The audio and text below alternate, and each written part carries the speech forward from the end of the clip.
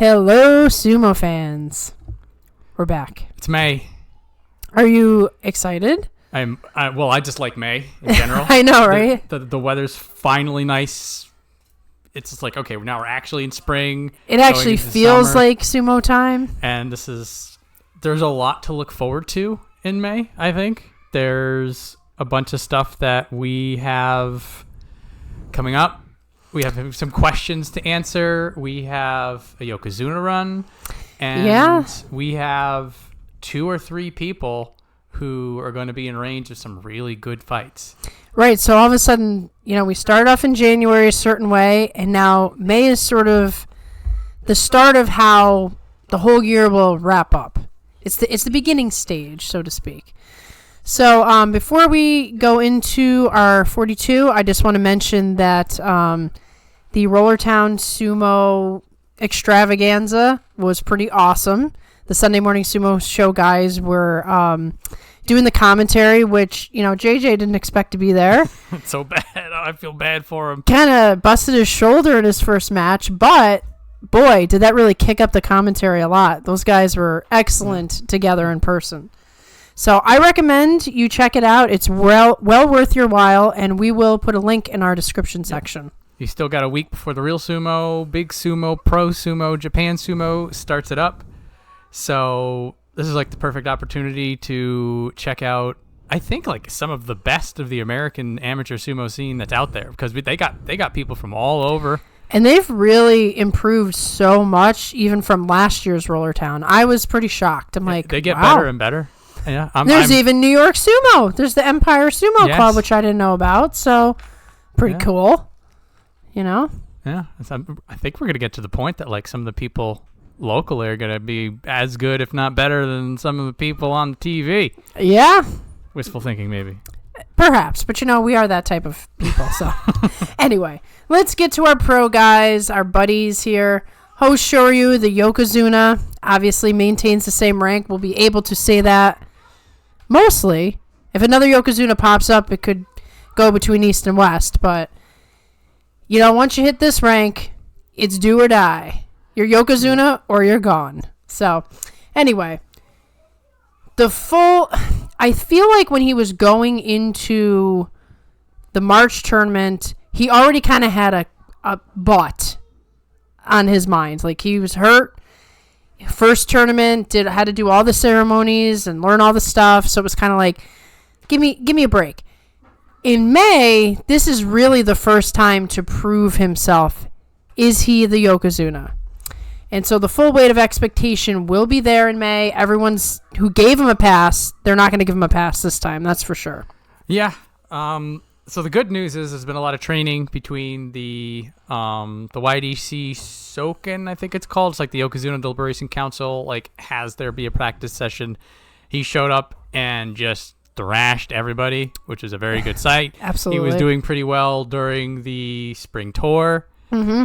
It seems like the issues with his elbow is better. He's still got the brace on it, but I'm thinking that's more of a precaution. Yeah. I was a little nervous. I'm like, ooh, why is that on there? But it didn't seem to affect him in any way. No. So at least going into it, it looks like it is going to be a Yokozuna-like presentation. And like you said, in March, things happened, and for the most part, people are like, okay, whatever. Well, the people who don't hate on him, yes. Yeah, well, yeah, there's that. So like the consensus is his time to prove it will be in May. Yes. So if nothing else, coming out of May, we're going to see what kind of power he can bring. I'll say this. He has the attitude and the mental ability to do this job, unlike anybody we've seen in a very long time. I mean, he just gets out there and he's confident, and, it may not work when he gets out there, but I don't worry about him falling apart. And, sometimes I laugh to myself when someone says, it was too soon for a promotion. He's either ready or he's not. He's either Yokozuna material or he's not. Now, whether or not he'll be great, this, that, and the other thing, fine. But I don't think an extra couple months would make a difference. Yeah, I'll agree that Hoshoryu seems to be taking the responsibility, at least from interviews and discussions, it's like he knows he's Yokozuna. He has to be a Yokozuna. He has that, like you said, like there's the mental, there's the focus, the accepting of the role. Now, in a week's time, he can accept it all he wants, but he's going to have to do sumo. Right. And so, like, towards your point, well, you're either a Yokozuna or you're not. And Hoshiryu will be able to tell us where he lies. Exactly. And, he's had a whole childhood, presumably, of watching his uncle and what his uncle's going to do. And so he's not new to what the pressure looks like. But actually being the guy and doing what you have to do, like you said, he's just got to do it. And if he doesn't, he didn't. Yeah. Whatever. That'll be the next pivot into July. Exactly. But I think he'll do well. We'll see if he can be dominant, but I think he'll do well. So now we got to move on to Onosato. Same rank at Ozeki 1 East. His playoff win against Takayasu in March has put him in the running for Yokozuna. And that is what many, many people are talking about. They are watching him with bated breath. Every move he makes, every match he takes before, and all these practice bouts and stuff like that. So he's got the pressure, and I don't know. I'm not saying I have a handle on him. I don't know if pressure is good for him right now or not. We always talk about it like it's the next level of pressure. We'll always say about insert topic, but so getting the top division, next level of pressure, he didn't care. Getting up to Sanyaku, he didn't care. It felt like it was catching up to him in Ozeki. My take is, and I'd love to be wrong, it's going to be a little too much for him now. So we'll get another 9-6 out of him. But then the next time this happens for him, he'll be ready. It's funny you say that because really, it is a whole different level of pressure. As cliche as it is, as much as we've said it, to win back-to-back Yusho is hard. It is incredibly difficult. For so many reasons. I mean, it fires the other people up when you win, and because everybody's sort of even at the top, any one of those guys can say, it's my turn now, and take it away from you. Yeah, it's important to know it's like it is just the pressure of being in this position. Like we saw this happen to Kotozakura. Yeah. That now he had his injuries issues as well, but it's like you don't need to do it in the first time. If anything, it may be better to sort of build on it. Right, and try not to think about it. Try not to think about it. I think Onosato is way past that. I think that ship has sailed. I think everybody's talking to him about it. He must have that in his head. Right. Also, like they're going over to him and be like, he'll be the youngest Yokozuna promotion or the fastest Yokozuna promotion ever. I think. Right. Yeah. They're literally putting a stopwatch on him. Yeah. So, it's not that I feel bad for him, but I'm looking at all this. Everybody's just pushing down. Yeah. He does seem to be the sumo prodigy to get this done. Apparently he's bulking up even more now. Well, he's got a lot of good things in his corner, like having Kisano Sato there. Obviously, he's pushing him in a way that's fruitful, I would think. But also, in general, he does seem a lot calmer under pressure than some of the other guys. We've seen people completely fall apart. He doesn't seem like the type that will, but I guess we're going to see. This is what I'm really looking forward to. Again, I would love to be wrong. I think there is a very real chance that he gets it and we have two Yokozuna. Like, I think that can come out of May. I sort of reading the tea leaves. I'm not confident on that. Right. It's a little tricky. It's been a tricky time in sumo for the last 5 years or so. So I think anybody's a little reluctant to say, if you're really paying attention, this is going to happen. No. John and I are not going to say that. We've been watching sumo a long time now. We're not going to say that. The more we watch it, the less confident I am on certain things. Exactly. I'm like, I am confident that I will be wrong. Yeah. But I will say that I think a lot of people are now finally getting behind Onosato. I mean, he's got his naysayers out there, but there's some real buzz in the internet world of Onosato's going to show that Hoshiryu how much better he is and how he is the Yokozuna. So bring it on. Let's see. I think it can only help both of them to have that sort of against each other. Day 15, win, lose, or draw. Did you hear the quote from Hoshiryu? Which was the quote? I'll see you on day 15. Yeah. Oh, yes. I'm like, that is so Vegeta. This is why I have to love Hoshoryu. I just have to. So, yeah, I hope we do see a full 15 days out of both of them, and they clash on the last day. Let's go to Sakura. And if it's for the U show, even cooler. If they're both like 13-1, and then whoever wins it, then Hoshoryu knows he can just end this guy's run. With one good throw. I mean, the last time we had like a really awesome day 15 match like that was Terunofuji versus Hakuho, where that was the end of Hakuho's career, but Terunofuji still got to be the replacement. So, it's only a matter of time before we get that again. Hopefully May.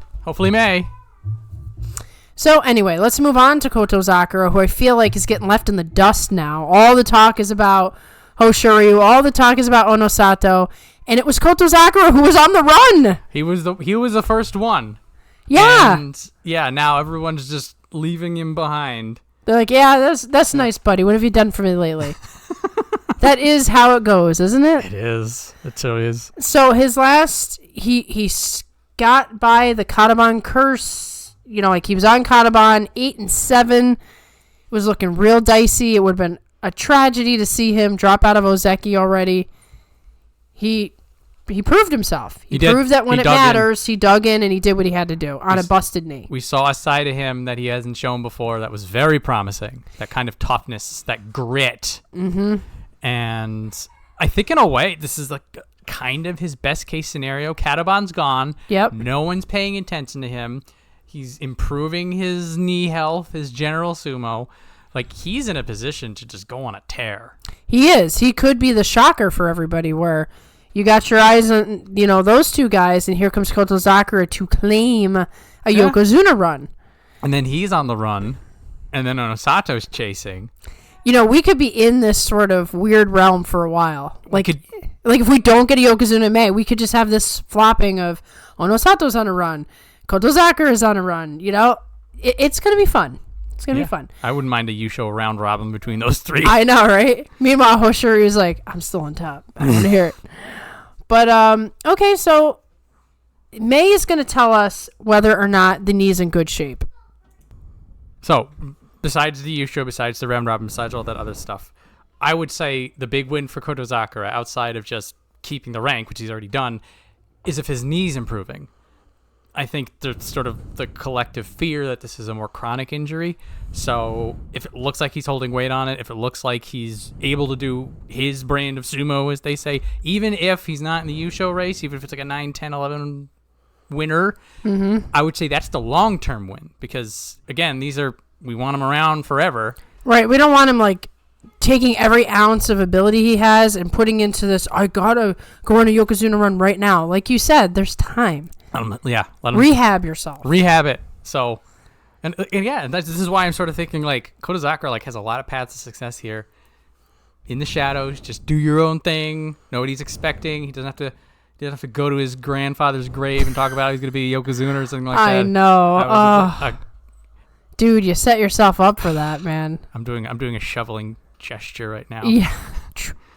Anyway, so yeah, keep your eye on Koto Sakura. I think it'll be fun. Yeah, I mean, it'll always be entertaining to see him in the Ozeki run, whatever he does. So next we have Daisho, who maintains his Sekiwaki 1 East rank with a 9-6. So he's got an outside chance of going on an Ozeki run. He needs 13 wins. But I mean, this is Ozeki has even wilder stretches of whether you can be Ozeki or not. They can deny you if you get the 13 wins. They can promote you with less than 13 wins. It's not quite as stringent as the Yokozuna. So I think they're going to be looking for really powerful, dominant sumo with the 13 wins, maybe a Yusho. I mean, they're going to put a lot of pressure on this guy. Yeah. So I think realistically, it's not going to happen. If he gets the Yusho, he'll be Ozeki. Anything else, no need. But would he get it with a 11-4 Yusho? Probably not. That'd be hilarious if that happens. After maybe. After the Hoshoryu promotion? It depends what those 4 losses are, quite frankly. True. But I'll also remind everybody this is Daisho. and he don't need no Ozeki to kick some butt. That's true. He really doesn't need it.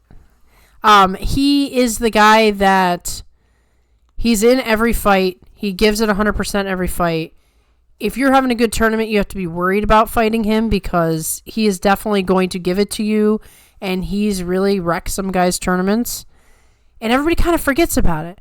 The new tournament starts, and all of a sudden, you kind of forgot about Daisho. Maybe he has a rough day 1, day 2 kind of thing.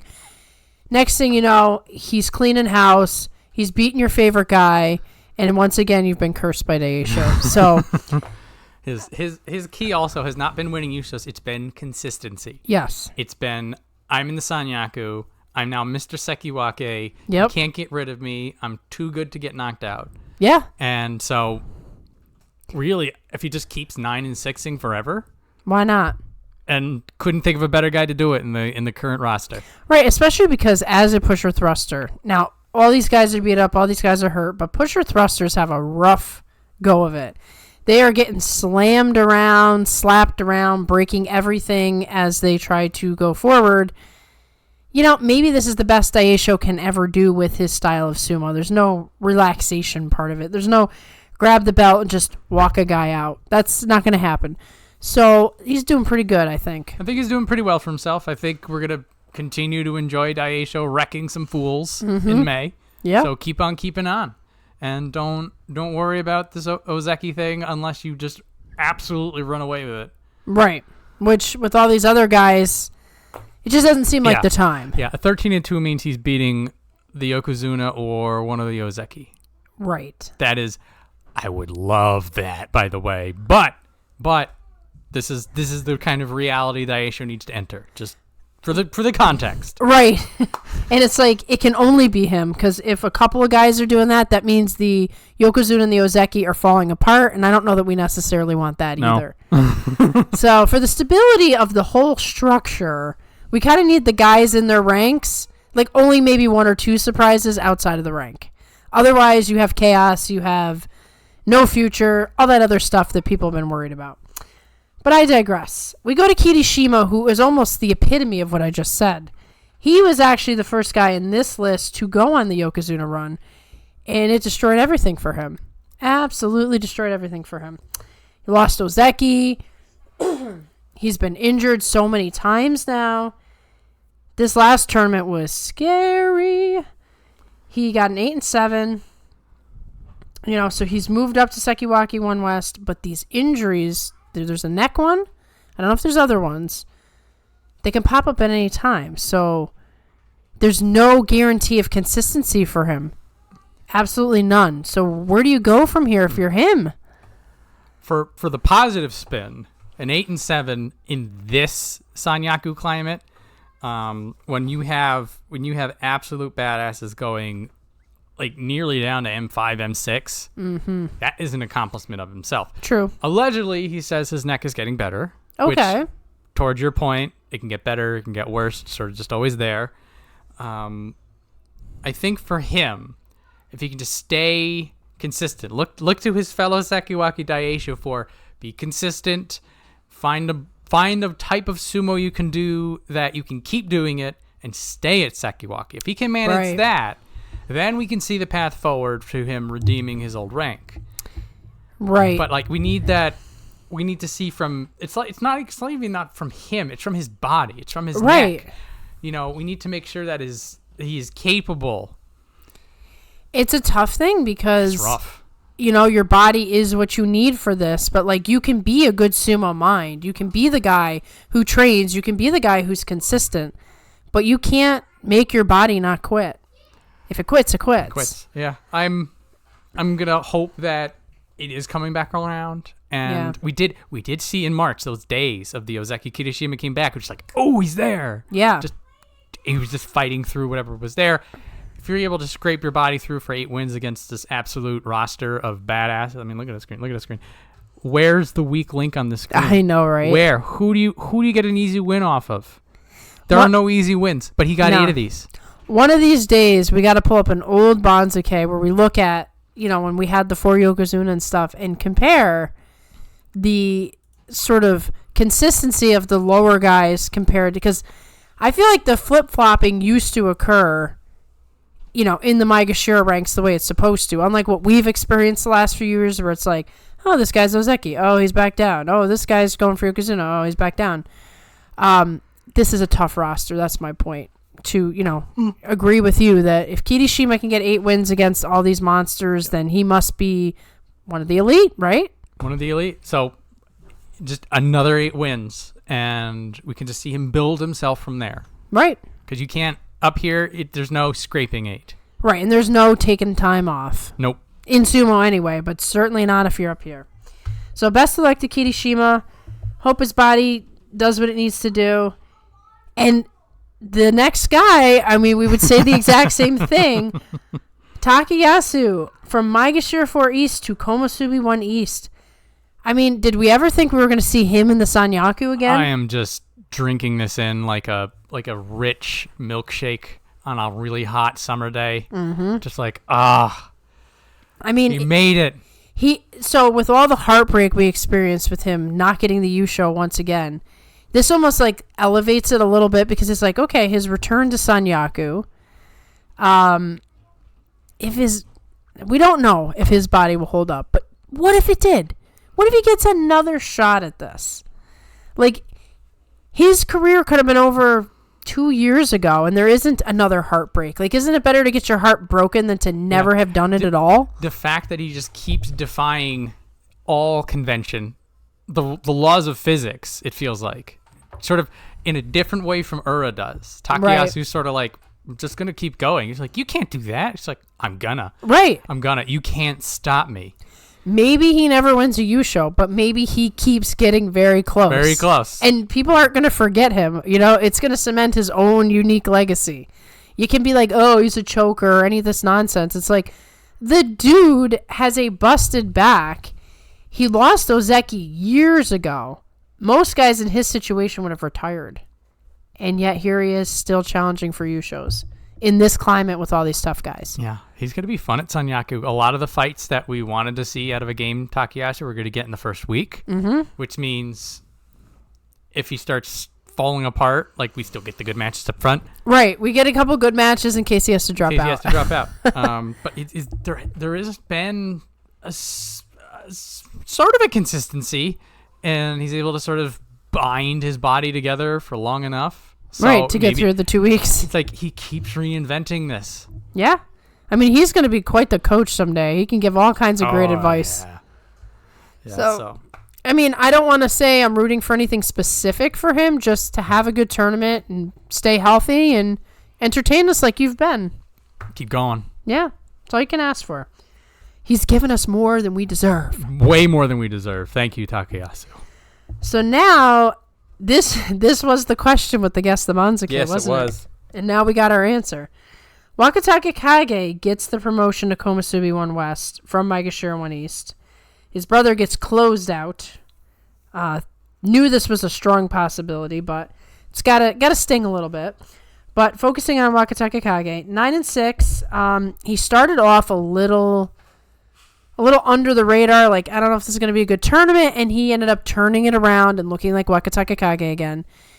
This guy's got such an uphill climb in that he was, on Ozeki runs. He was trying to be an Ozeki, gets the injury, stuck down for a while, finally makes his way back up, and all of these guys have just gotten better. And he has to prove himself, like, I'm as good as them, I'm equal to them, I'm better than them. But there's all these little challenges and setbacks that are making this hard for him.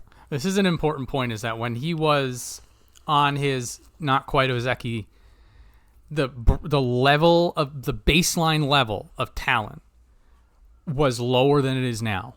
So him being back in Sanyaku is him matching, if not exceeding, how he was before. He's even better than we remember in order for him to be here. Yeah. And if he gets that Kachikoshi at Komusubi, like, that is proof positive that he is improving. He's healed, he's back, and he's even better than he was before he got his ACL tear.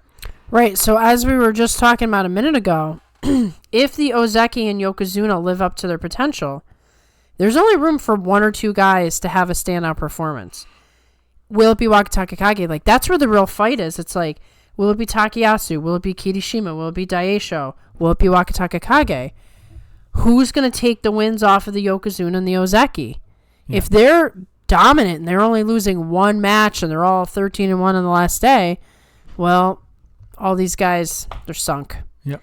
These 12 people, so from Daisho all the way down to Takeru Fuji, these 12, they're in the blender because you've got the Yokozuna and the Ozeki who are going to, in an ideal situation, give everybody a 3-loss handicap. Yep. And then you can only lose to 4 of these other guys if you want a Kachikoshi.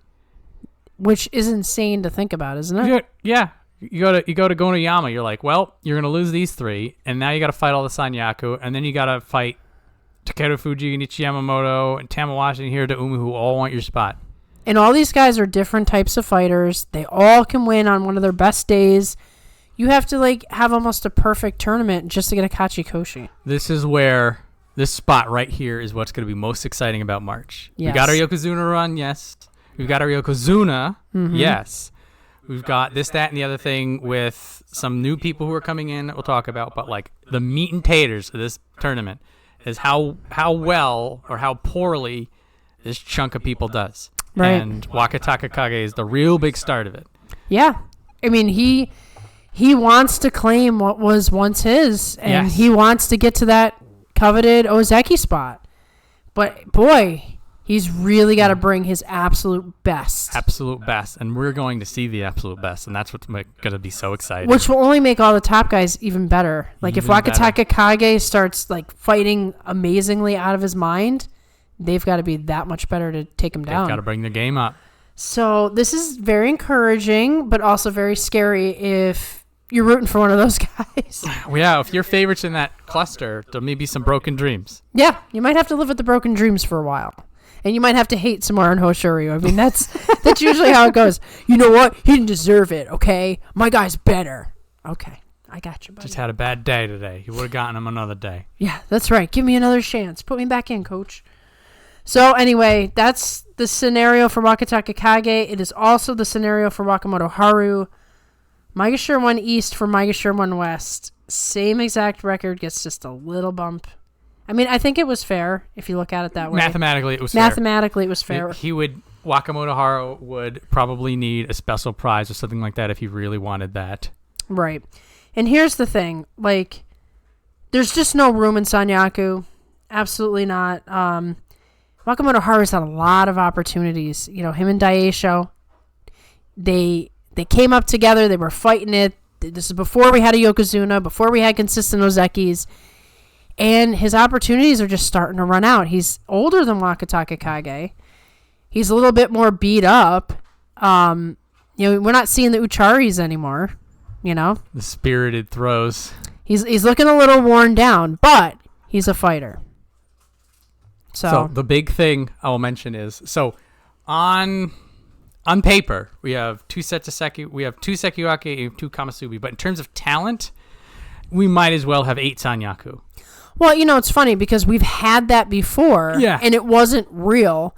We don't actually have it on paper now, but it is exactly that way. Like, if you look at Wakamoto Haru, he's been a Sanyaku. He was a mainstay, and he's fighting his way back in. Oho, he had his Sanyaku curse, but betting money is he's just as deserving as Kamasubi as anyone else. Abi's popped in and out. Abi's going to be terrifying because every time he falls out of Sanyaku, he goes right back in. Mm-hmm. Gonoyama is right on that cusp. Gonoyama, this could be his moment. Right. So you have, like, here's this chunk of 4 people, and the story's pretty much the same for all of them, which is they're basically Sanyaku, but there's no room. Right. You've been pushed out. You've been pushed out through the sheer force of sumo talent. And what could happen to you is, you know, you could have a good basho and another guy has a bad basho and you flop, but then the very next tournament you swap again. You just swap again. And this is, for Wakamoto Haru, who's always been a lot about consistency, that consistency seems to be just not enough. So he needs something now more to get back into Sanyaku. Well, you know, having his brother there is got to be incentive. He's got to be like, no, I can't be locked out, so... He's been surpassed. Surpassed. I mean, he spent all that time up in Sanyaku while his brother was way down. That's the thing. It's got to be a fire. And this is also what's going to be really rough is there's still only 4 Sanyaku slots. And unless somebody gets a Yusho or a special prize or something, I think they're going to keep it at 4. Right. I think they want to keep the pressure on these guys to level up. So who you got to knock out? You got to knock out Kirishima. You got to knock out Takayasu. You're going to knock out the king of consistency, Daisho. That one's a little tougher. Where are you going to find the gap to fit yourself in? That's right. And can you stay there? That's a whole other topic. Yeah, it is. Can you advance is another topic. There's very little room for advancement. So, best of luck. I mean, you're practically fighting side by side with your brother still. You'll get the same opponents for the most part. So they can do their duo thing again and, try to help each other out. And now let's talk about Oho, who we just brought up. With that 6 and 9, it could have been worse. I think he benefited from other people's downfalls as well. It's a setback. The Sanyaku curse has hit. He's out. But he's right there, like peeking through the windows. I think, the level of sumo that he's been showing the last few tournaments is definitely Sanyaku quality. Yeah, and, sometimes you get a letdown after a great tournament. It's just what it is. Like, he had a fantastic tournament with the whole Shoryu, and to repeat that, it takes a lot of energy. You really got to be able to just pick yourself up from that, the feelings of disappointment and even the physical toll of fighting extra matches. Yeah, and, it just didn't work this time. That doesn't say anything about his talent. Almost reassuring to be like, remember, guys, the Sanyaku curse is a thing. It is a thing. I know some people have been ignoring it lately. I know, making us look silly. Making us stupid, but no, this is what happens. The weight of that rank hits you. Mm-hmm. It's different than you used to, and you just have to deal with it. And then after that, every time you go back up to Sanyaku, you're more and more used to it. Right, and he didn't crash out. I mean, he's only at Maegashira 1 West. Some guys get dropped all the way down, and boy, do you have to dig down deep to find a way to climb out of that mess. He doesn't have that situation. Yeah, he is an 8 and 7, 9 and 6. Well, actually, I say that, but somebody else who was at 1 West got a 9 and 6 and didn't get in. Mm-hmm. Yeah, we're at that point where that's not good enough. I'm pulling that statement back. Yeah, it's okay, John. We've been through a lot of different stages of sumo. It's hard to understand what's happening next. Like, we're getting slots, or everybody getting told no. I don't know. Very, very looking forward to him. I'm confident that he will rebound. Mm-hmm. But it's just, where do you go? Right. This is a tough situation for all these dudes. The guys at the top, they have to perform or they suck. And the guys who want to take their spots have to deal with the fact that these guys are not letting go. They're not letting go. So we are past the days of, not to be mean, but we're past the days of Goeido, Takayasu, no easy wins up here. So anyway, now we'll go to Abi, whom you just said very well. Every time he gets knocked out of the Sanyaku, he seems to do better than before, and he's right back in there, and he'll take somebody's spot. He just springs boards back into Sanyaku. He just can't hold Sanyaku. So bad news for everyone else. He's not in Sanyaku right now, so he's gonna go on a tear. And the thing is, even if he doesn't go on a tear, he's still the guy that you never want to face in any sort of tough moment because you don't know what he's gonna do. He'll hanka you. He'll do a ballerina thing on the edge. Like, you think but he's got several different paths that he could take, and he's doing them on the fly. I don't necessarily think he has a plan. He knows what he can do if X happens. And if you're I'm just going to push him out, and then he does one of his little ballerina twirls, you're out. If you think he's going to push your chest, and then he slips to the side, you're fall on your face. If he just happens to get his rhythm right, he blasts you out before you even have a second to think about it. So Abi is always dangerous in my mind, regardless of his rank, regardless of what his record is in the tournament. And that's kind of a cool thing, at least. Always be the guy that someone's a little worried about. Oh, yeah, him being this low is also very dangerous. It stinks for the guys under him. Yeah, so means he's gonna fight Onokatsu. He might have to fight Midori Fuji. He's in range of these guys down here, and they don't want a piece of Abi. They want Abi to be out of their mess. Right, go fight the top guys. Yeah, go fight the top guys. We're still working down here. I know. They're working on their success story. Right, it's like Abi's gonna be like, "Ooh, I get to try things." Like him and Midori Fuji could be entertaining. It'll be a fun match. Because I mean, Abi doesn't look like the biggest guy. Actually, he's quite big though. But he's got that, Midori Fuji's got the slipperiness, and Abi's pretty agile himself, so we could get something interesting. Double Henka? We could get a double Henka. Everybody's waiting for the double Henka because it's coming again. So we'll just wait and see what kind of tournament Abi gives us. You do have to concern yourself with possible injuries, but he seems to overcome all of them, so I expect a rebound from him. That is the expectation. Next, we have Gonoyama. In some ways, it's 7-8, so it's just a slight demotion. But it was a different type of Gonoyama. Like, it almost felt like an 8-7 Gonoyama. I'd agree with that. He's his quality of sumo went up.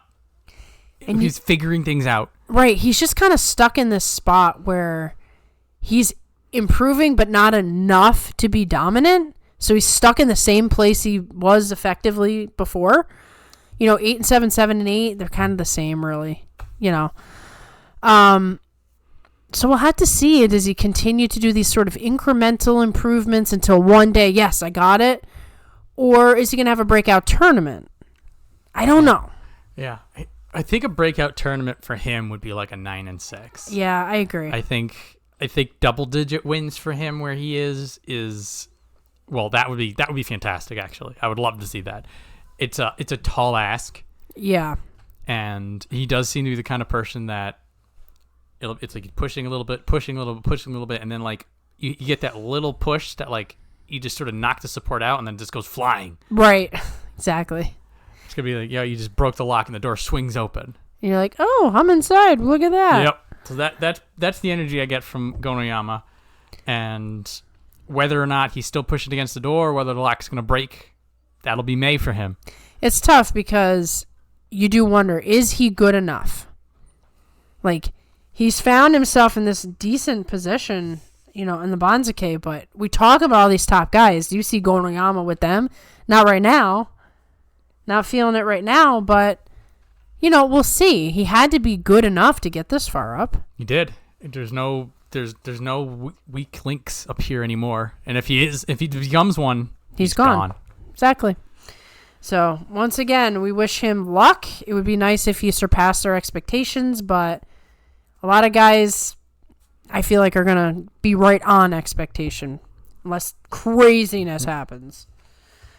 I would say, actually, Tamawashi is always craziness. He jumps up from 7 West to 3 East, 10-5. I don't know what to say about him anymore. Does anybody know? Nobody knows what's going on. It's just wonderful to watch. He's 40 years old, turning 41, and he still looks younger than Endo, okay? When it comes to fighting. He looks younger than Takayasu when it comes to fighting. He's won 2 or 3 Yusho. At least 2. He's definitely won at least 2. It doesn't look like there's an ending point for the Cal Ripken of sumo. I don't know. I mean, he's tough when he needs to be tough. 2 titles. 2. Okay. He's tough when he needs to be tough. He loses the match without straining himself when he knows he's lost the match. He's very good at keeping himself healthy. He knows the right movements to not have an injury. I should knock on wood. Mm-hmm. So, I mean, one of the reasons he has such longevity is he takes good care of himself. So, everything we just said about everybody above us and about everybody in here, it's just a big blender of fighting. Keep that in mind for what I'm about to say.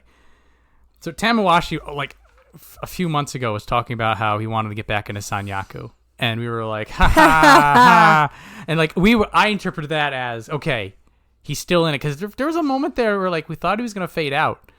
Particularly after he broke some of those big streaks. We're like, okay, now he doesn't need to hang out anymore. He started a little bit of a fade. He's picked himself right back up.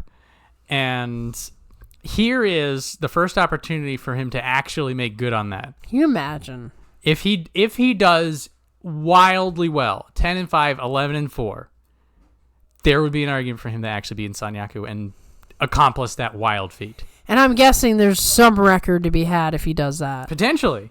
We'll have to look into it, but it's like, who's the oldest, Sanyaku? Could be him. Yeah, I mean, the truth is, how many guys fight to 41? No, not a lot. So, I mean, he has an opportunity to break, like, 20 million different records that no one has. Yeah. So again, keep in mind everything we just said about the state of Sanyaku, the state of the top 4 M's. That being said, it's now possible. It is. I mean, never laugh at a man's goal, I guess. Oh, man. As lofty as it might sound, they can just prove you wrong. Is his his son-in-law? Kamashoho's back, yeah. Okay, so there's another reason for him to, what is he? His brother-in-law. Brother-in-law. He's his brother-in-law. Okay, had to get that straight. Yeah, he's got to show brother-in-law how it's done. So he's got incentive to really do it this tournament. We'll see what he does. Next we have Hiraumi, up from Maegashira 6 East to Maegashira 3 West with a 9-6. It was getting scary. Like, what's going on? And then he was his normal self in March. Proving he belongs in the top 5 now. He has to show, though, like, now he's in the place where you don't say, oh, I'll get back to Sanyaku. Like, you can be in Sanyaku now.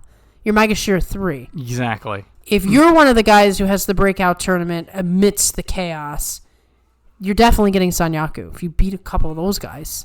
Yeah. So this is where the 2 people in 3 have this thematic connection. So, like, we look at Tamawashi and we're like, yeah, wouldn't it be nice if he was in Sanyaku? It's very lofty, aspirational. You go to Hiraumi and you're just like, okay, do you want to be in Sanyaku? Right. Okay, buddy. You understand what you got to do for this, right? And the interesting thing about sumo and, like, any sport like this, you just keep having a good day. Like, it's eating the elephant, like they say for writers. Like, all you really do just focus on the day you're in. Tamawashi could be having a tournament out of his mind, but that day you got him. Hoshoryu might be doing Yokozuna representative sumo, but just that one day you are the guy who takes him out, but only you. That's the mentality that someone like Hiraumi has to have is, I'm going to have a good day today. I don't care who I'm facing. And I think he can do that as long as everything's back to normal, which it seems to be. He's one of those dark horses that has a lot of potential. He's still growing, too.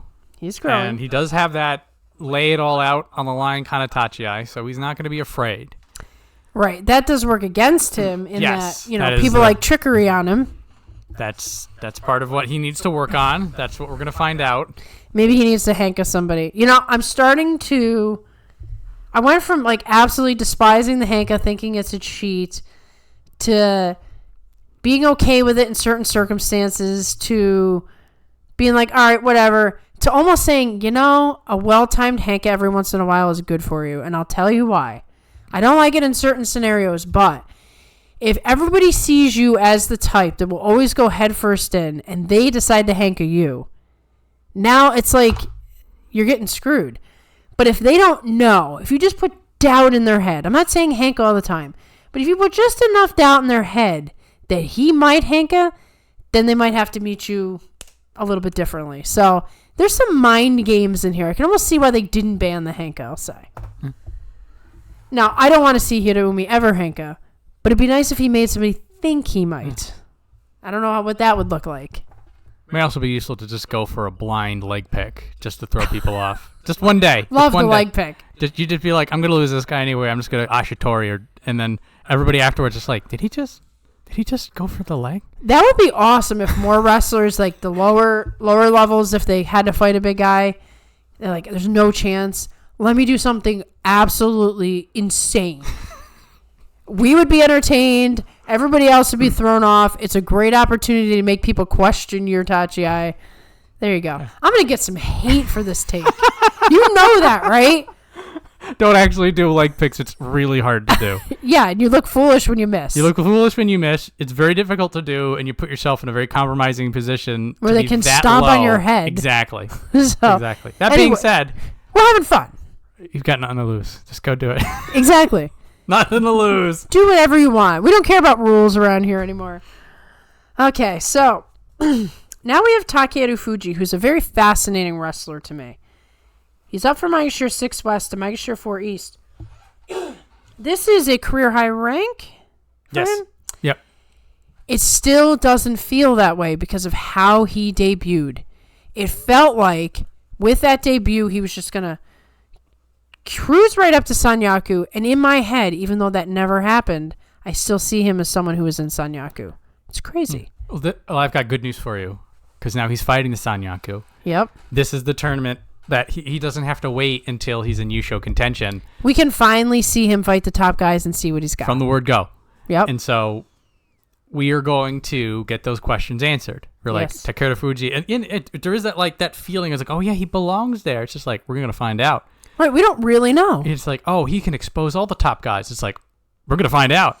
Yeah, I mean, him and Onosato, come on. It'll be fun. Although last tournament, it wasn't as exciting as I had hoped. So this is, as somebody who wants to see Takeru Fuji succeed, this is going to be a very exciting May because we are going to get a measure of the man in a way that was not really possible until now. Right, because with the injury and everything else, we never really understood who Takeru Fuji is, but also could be.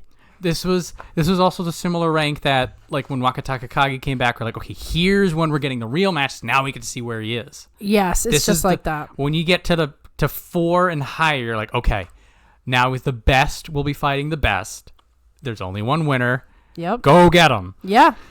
So I'm sure he's feeling like nervous excitement because I'm sure he wants to test his limits as well. You don't come into the top division and blow everybody away with only one loss with a busted ankle on the last day and not be hungry for what's next. I think he's ready. He's ready. He wants it. He's going to get it, and we're going to get it. I know. We're in for such a gift. May's going to be good. Oh, good. Yes. May usually is a good tournament, I feel. It has a good track record. So, next we have Ichi Yamamoto. Maegashira 4 West, maintaining the same rank. The whole 7 and 8. We talked about this in Guess the Banzuke. We had a strong feeling he was going to hold, and that did in fact come true. Very spirited March. My goodness. Best sumo he's done. Still gets the same record. Record-ish, because sometimes it's 8 and 7, but once again, he just looked so good. He showed us things I didn't know he could do. The sheer increase in talent and spirit was fascinating. It was. This is why you watch sports like this. You're always waiting for the guy who surprises you or does things he's not supposed to do or becomes a little bit different of a fighter, and you can talk about what he was like at this time, but then he became this, and people who've never seen him in the early years would be shocked. Ichi Yamamoto has some potential to do interesting things. I don't know that he's a top-tier guy, but he's top-tier in spirit, for sure. Definitely. And you have to feel on some level the fact that he held rank was a nod of understanding from the Banzuke committee to him. You're like, you did it. You leveled yourself up. You met the challenge head on. We're going to let you keep it and give it a second chance. Right. All you got to do is put the work in, and if you really are improving like we're giving you the faith that you have, then you'll be okay. But once again, he's got Murderer's Row here. He does. It's going to be a rough ceiling to break through. This might be a 6 and 9. I don't know. We were saying that in March. We were saying that in March. I'm with you. I'm like, you look at this, you're just like, if he doesn't get double-digit losses, we're good. Right, but in March, every time he won a match, I was like, he's fine, he's okay.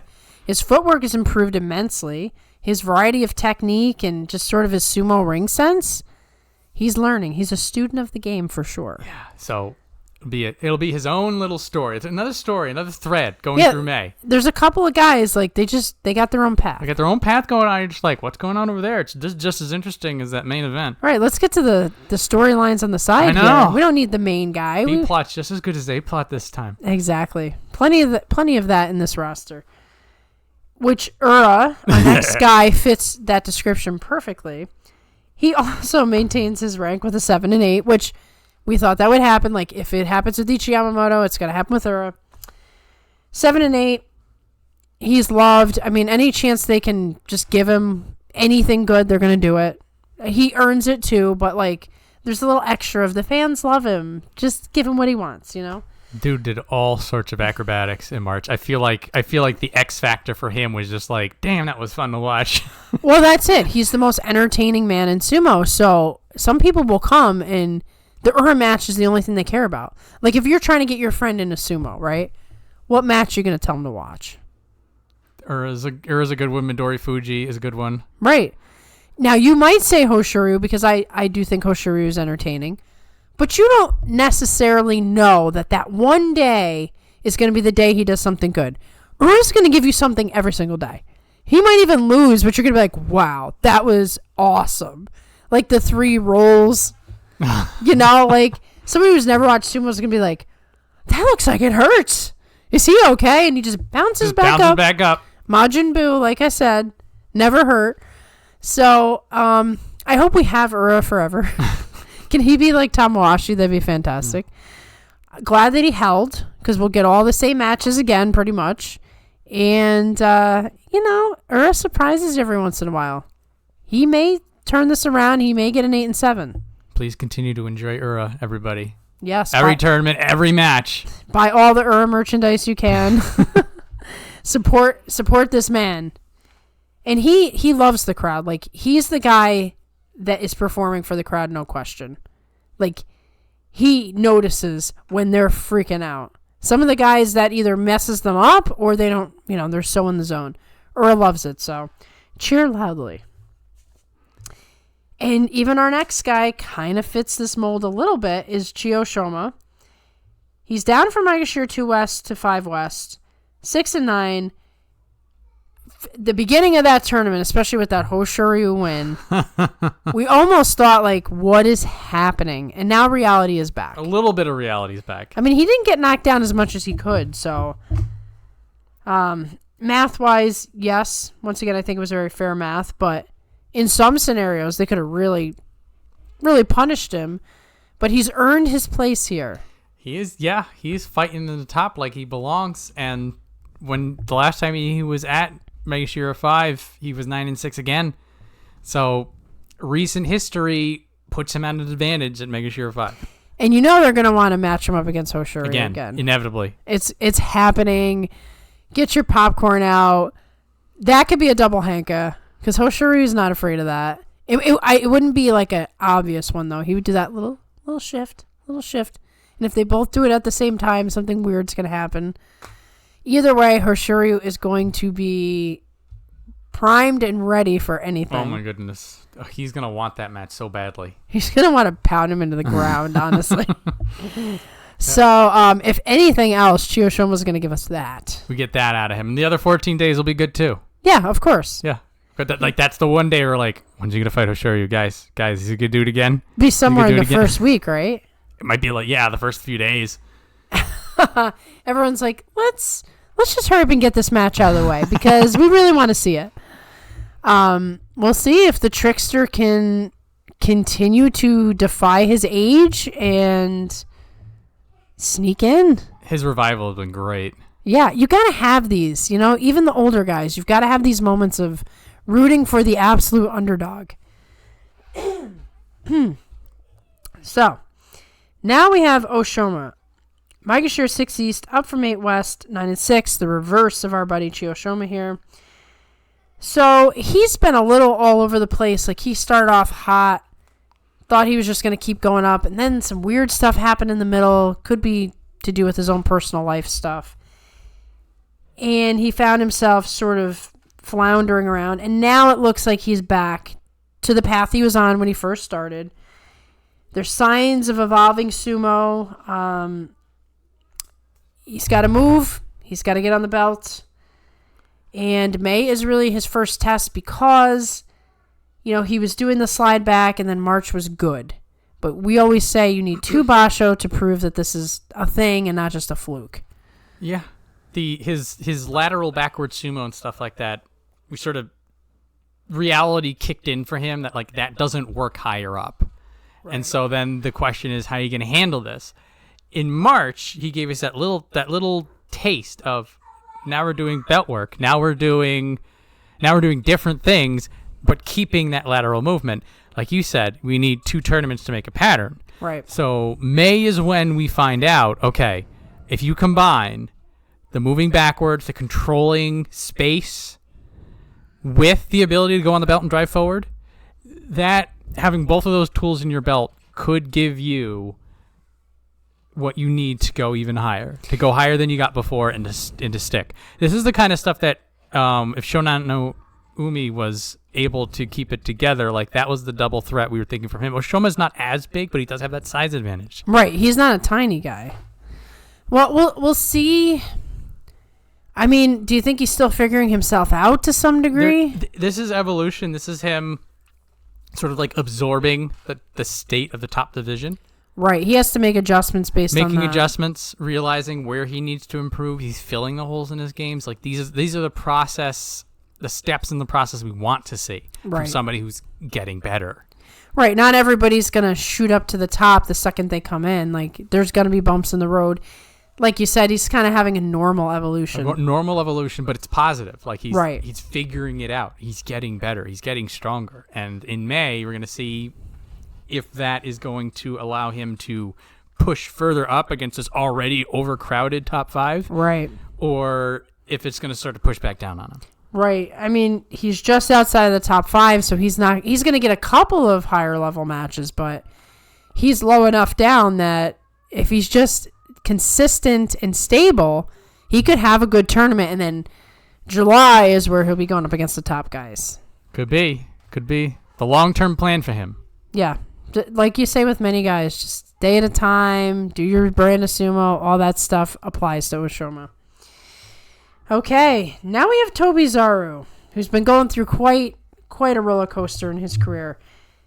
6-9, he's down from Maegashira 3 East to 6 West. So he's too good for 6, I would think. He's somebody who belongs in the top 5. I think he's proven that. Yeah, he was very consistent between 1 and 5. You know, he had the whole scandal situation last time. May have affected him, may have not have affected him. He certainly was almost a non-factor in conversation. He kind of sort of slinked back. I think with that behind him and people focused on other things, he will probably do his brand of sumo. He'll probably be right back to where he was. So I expect a decent score from him at Maegashira 6 West, at least to Kachikoshi. Maybe he'll do a little bit better. Maybe. Because at that rank, the opponents will be presumably, what he can handle. Well, that's the big factor. A lot of his losses in March were the Sanyaku and the Ozeki. Right. So he's not going to be fighting them. And he did really well against everyone else. So could you imagine, like, one of these guys might squeak in to be in the Yusho contention?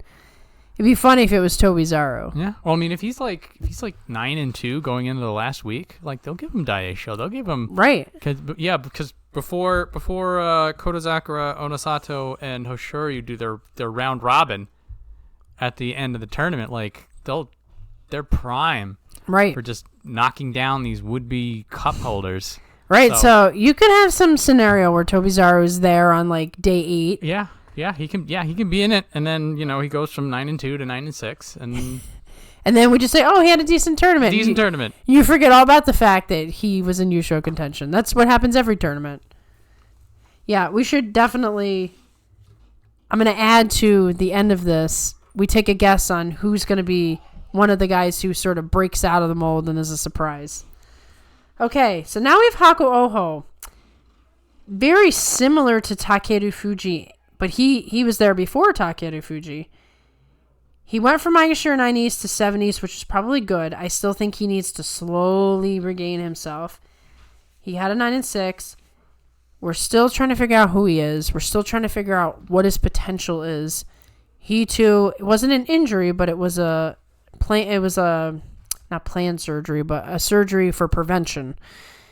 It's taken him a while to recover and go where we thought he would go. He's still not as high as I think he showed us promise, but he's slowly gaining it. So this is his career highest rank for starters. Yep. He either matched where he was before they pulled him out, or he's gotten even higher than that. And worth noting that he's basically following a step behind where Takeru Fuji was. So Takeru Fuji's 3 rungs up, and last tournament we were looking at Takeru Fuji. You're like, okay, one more good show, and then you're in with the best. Right. So now we're gonna say the same thing to Hakuoho with the same expectations. Right. Which is at 7, this will be a real test, but one more good showing, and then he's fighting Sanyaku, and then we're getting those really exciting matches. Right, and keeping in mind, at least for now anyway, with Hakuho, Miyagino being his coach, once he starts to face the top guys, he can share his brain with them. Mm-hmm. He can, that's where, some of the best parts of Hakuho is his sumo mind. So he's got this great advantage having him as a coach. And for now as well, he won't fight Takeru Fuji or any of those Isegahama guys. So there's a lot of good things in his favor if he can just stay consistent. And I'm not exactly sure what's going on with him in terms of the shoulder. Like if the shoulder's completely good or if he's just always going to be fighting a little bit handicapped. I'm not sure. But he should have a good tournament. And this is like the last are you ready for it kind of a tournament for him. Right. He should enjoy this one. This should be enjoyable. This is not to say it's a foregone conclusion. No, never is. Never is. But if Hakuoho is going to be living up to the hype, which we have confidence he will, then he will do well now. He may play foil with somebody around him, and then July is when we really start to get into it. Exactly. So we got a little bit of time with him to just have fun and not put any expectation on him. Exactly. So after Hakuoho is Shirana Umi. Once again, another guy where we were getting nervous. What's going on? He went all the way down to Maegashira 14 West. That's territory for Juryo demotion. And 11-4. 11-4. Yeah. He was in contention. He was the breakout guy. He was the breakout guy. There's always a breakout guy, right? It's nice to see that his fighting spirits returned, his powers returned. I don't necessarily think we're getting another 11-4. He's not that guy. That felt like sort of all the planets aligning for him. Right, which, like I said earlier, that's all you need in an individual tournament is just to have a bunch of good days in a row. Shirana Umi with Maegashira 7 West, I'm not sure. We don't really know what his ceiling is exactly yet. But it's still low enough that he could have a good tournament. It might be fine. Yeah. He's not fighting the top guys. If a fraction of the wonderful man that showed up in March shows up, he'll be fine. He'll be a 9-6, 10-5. It'd be nice if he rode the adrenaline high. I think so. Yeah, there's a lot of momentum from the tap in on, and I think he's not going to face anybody who's going to give him any real trouble, but definitely is going to have enough serious competition that he's not going to run away with it. And once again, maybe he's the breakout guy who sneaks into the... Back-to-back breakout. That would be so good. I know, right? Chernomi's awesome. He is. I think most people who have any sort of inkling about him know how awesome he is. Yeah. So, best of luck. I might put a little star next to you for our later conversation. A lot of good news in this part of the in this part of the rankings. Ono Katsu, another guy, 12 West, but he gets a 10-5, goes up to Maegashira 8 East. So skill wise, this is more where he should be. It feels like this is a rank that matches what he's been showing us lately. But as you get higher, you need to really bring it, as we've said. So, do we remember the reason he got dropped so low? Was there an injury in there or just bad tournament? I just can't remember. Had a bad tournament. Hang on, give him a look. I mean, he just had 7s and 8s. He didn't drop really down, and he was down. Surprising that he dropped so low. Oh, it's because he went to Juryo.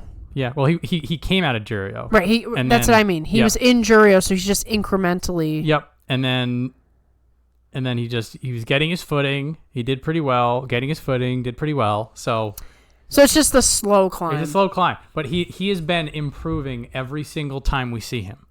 Right. Something's getting better. Something's more decisive, stronger, faster. He is somebody to keep a close eye on. Right. There's great potential there. Yes. So we will have to see. There's sort of an asterisk on his name because we really don't know. This is his career high, I assume. Yes, this is his career best. He will need every last drop of strength and skill and sumo spirit if he wants to get another Kachikoshi. I'm optimistic for him, but it is going to be a challenge. Right, and each time you follow one of these new guys, almost every tournament, if they're doing well, is a new career high rank. We're still in the very beginning stages with him. Keep your eye on him. He's gonna be talked about. Yes, and there were some words being said about him for a little while, but because he didn't necessarily break right out like some of these other guys that take all your attention away, less has been spoken, but quietly. Those 10s and 5s. They do. Well, Takeru Fuji just ruined everybody's expectations. He did. Takeru Onosato too. Yeah, you're just like if you don't just absolutely destroy out of the gate, people are like, he's just another guy. Exactly. Like, he stinks. He's not Takeru Fuji. He's not Onosato. Let's not forget Hoshiryu did it the slow. He did it the slow way, and Onokatsu's doing it the slow way. Keep an eye. Okay, so now we have Kim Bozan. Boy, what a sad story that was. He was Maegashira 5 West, has that amazing tournament in January. Not so good in March. 6 and 9. This is more where we expect him anyway. So it was like a breakout in January. Once again, he was a bit over promoted. Yeah. But he's had sort of like two completely different energies coming out of tournaments this year. Like in January, it was the holy crap, Kim Bozan's here. He's destroying everything, loses in the playoff for the U show. Yeah. We're like, yeah, he's here. And then in March, he's 6 and 9. He looks frustrated. Oh, he looks so frustrated. The mind game's not there. He's not executing on his brand of sumo, et cetera, et cetera. So now we're here like, okay, here's a rank that we expect you to do pretty well. Yep. Now you're not riding high highs, you're not riding low lows. You're just kind of there. Now we're gonna get the real acid test on Kim Bozan. If he does nicely, even if it's like a 7 and 8, like if he's fighting well, if he's fighting in his way, if he's staying aggressive using his size, it's like, okay, things are good. He's more January. Right. If he has another struggle, if it's another Makakoshi, like a 6 and 9, and if it looks like he's angry out there, he gets angry. He does. He's fired up. And you can see it. I mean, a lot of these Japanese guys are so stoic that you're like, I'm sure he's mad, but I can't tell. Kim Bozan, you can feel it through the screen. Yeah. He's like some old Tochinoshin energy. It is. And so if that means like he's more March. Right. And we really don't know because January was the anomaly. We don't know. He had just gotten his neck corrected properly. He was feeling good. Maybe it's just right place, right time. Like you said, May will tell us. It's going to be tone set for Kim Bozan. Mm-hmm. Going into a very hot summer in Japan is normal. So, things get a little unpredictable for a couple months after that. Thing to look forward to in July. July is when we get to see that brand new arena. Oh, that's right. And it has air conditioning. Good air conditioning, apparently. Apparently not a block of ice with a fan in the hallway. Hey, whatever it takes to get our guys. Hey, it's worked up until now. Put a sweater on. I don't want to hear it. Yeah. I'm hoping Kim Bozan does well. It's in his hands and God's hands by now. Yeah. So now we have our Nishiki. Here's another breakout. Maegashira 15 East, so right on the cusp. They bring him up to Maegashira 9 East with that 11 and 4. So this is the opposite of the Kim Bozan. This is the fresh new breakout guy. And is he going to continue that pattern and show us something awesome? Or is he going to have a Kim Bozan-like tournament and fall apart and get frustrated and all that stuff? The 11 and 4 was a statement. Well, he came into the top division saying all kinds of crazy stuff. I think he said, I'm going to get a special prize. I think he said, I'm going to get double-digit wins. I think he said both of those things. And he started off the tournament rough. I thought, he's already done. And he just fixes it and goes 11 and 4. He just gets his feet out from under him, or back underneath him. Yeah, 3 of his 4 losses were in the first 5 days. We're like, okay, yeah. By day 5, stuff. I thought you're just like, it's fine. Like in back of my mind, like I'm already like, it's fine. Let him grow, let him set in, and then we're like, he's set in. Yeah, he's good. Oh, he's fine. Call it off. He looks really, really strong. really, like, he learned. What was impressive about him is it felt like he learned on the job. He did. Oh, yeah. He's like, okay, this is a lot tougher than I thought. Let me make an adjustment. You don't always see such a dramatic turn from a guy. So it makes me think that he might be the real deal. This is... May will tell us. Yes. This. I keep saying this, but this is what's so exciting. So you're always waiting for that guy, too. It's like the guy who is supposed to be good is actually good. The guy, yeah. So everybody was talking him up, and this has been They've been talking him up since, like, way down low. But when he was doing amateur sumo, they're like, no, he's the guy. And we're like, all right, okay, sure. we'll find out when he shows up. We'll find out when he shows up, and then he showed up. You're like, oh, wow, he's like... He's the guy. Oh. Pretty darn good. Yeah, okay. So just crushing it out. And there is no right or wrong path to success. No. I will say I'm just as excited for Aonishiki as I am for Onokatsu. Right. It's different energies. Like for Onokatsu, it is I'm going to show you a better version of me every tournament until you just see this masterpiece. And Aonishiki is just I was born to slay my enemies. He's like, yeah, he's that guy. He's that guy. He's got the charisma and the energy and the competitive spirit that you can feel it. Like, I look forward to the day that he fights Hoshoryu. Like, come on. And you're like, it's going to happen. Two egos that are just bigger than life. Him, Hoshoryu, Takeru Fuji. Yeah. Abi in the mix just to mess with everybody. Like, Onosato. How much fun is it going to be to see each new opponent that he fights? I'm really... I got to be careful. I don't like to ride the hype train because it blows up in my face. But honestly, I felt like he was the real deal last time. This is going to be a long week. It's going to be a long week. I'm always able to tell myself. I was like, okay, it's just a week. It's not that long. Week. It's not that bad. Distract yourself for a few days. It's usually more than enough like media churn going on. That's true. Now I'm just like, I need it tomorrow. I know. We're talking about it now. It needs to happen tomorrow. Tomorrow. Day one tomorrow. What do I need to do to make this happen? Just go to sleep for the week. You'll wake up and you're like... It's very tempting. It's very tempting. I know, right? Forget all my responsibilities. So, good things for him. We'll see, but I think that's where we're headed. Midori Fuji, another guy where I was starting to get nervous. And no more. He is Maegashira 9 West, up from a Maegashira 11 East with a 9 and 6. He was Makikoshi. Can we take a look at that? Yeah, we can. It was a gentle drop, but it was still just a slide. Yeah, look at that, man. It is the uh-oh.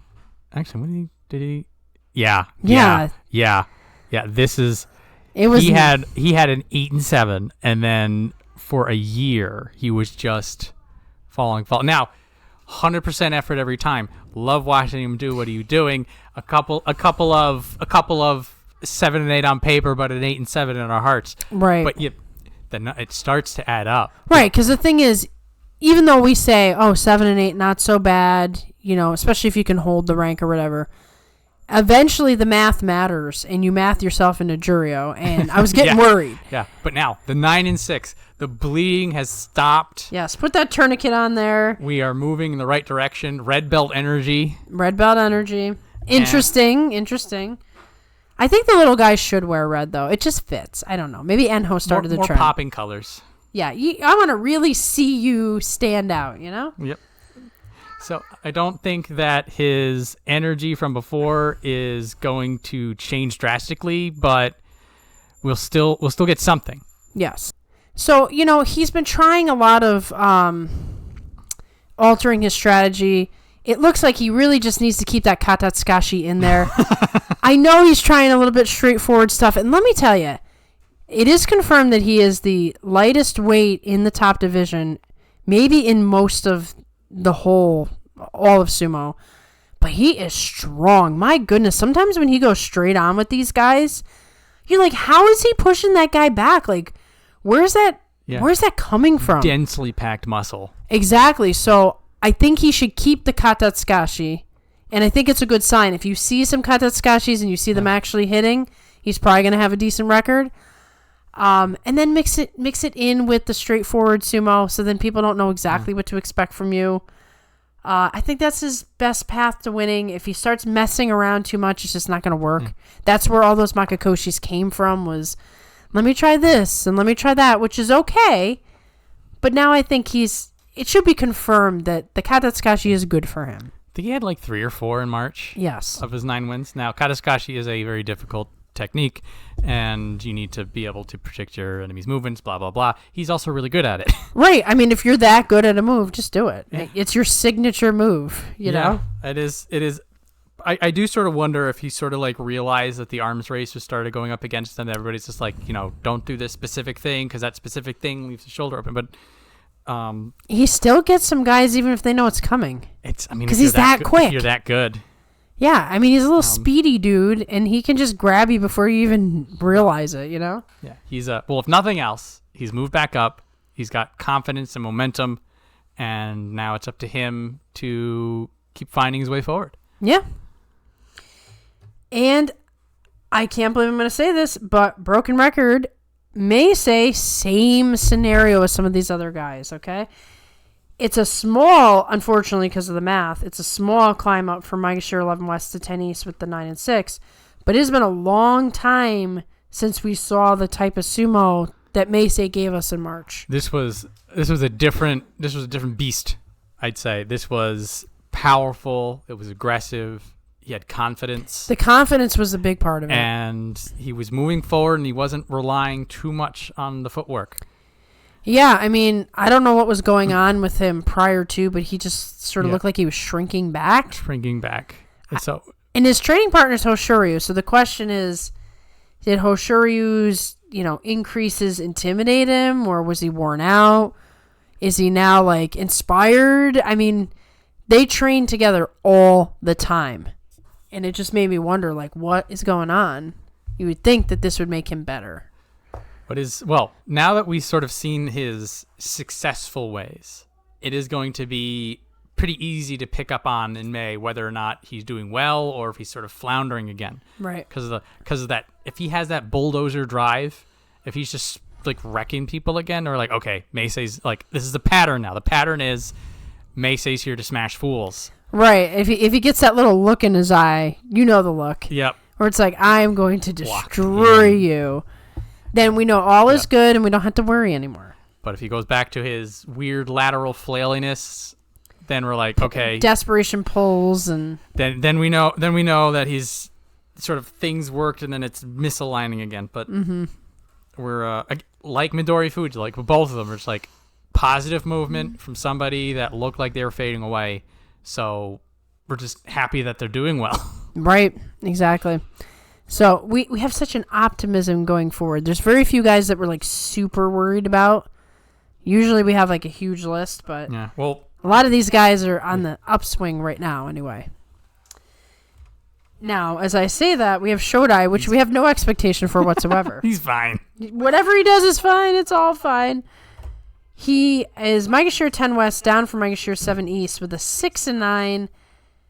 He should be fine at this rank. I mean, even though we mess around and say how weird he is still a talented sumo wrestler. So at Maegashira 10 West, I mean, he should rack up the wins unless something even weirder's going on. Like he can just show up and be passive, and there's some people he's still going to beat. Right, they can't push him at out. 10. Yeah. He's gonna. They're just. He will expose the opportunity, but they're not gonna know what to do with it. Right, he's just gonna stand there like a brick wall and then take you down. Like, oh, right, fighting. Yorikiri. Right, exactly.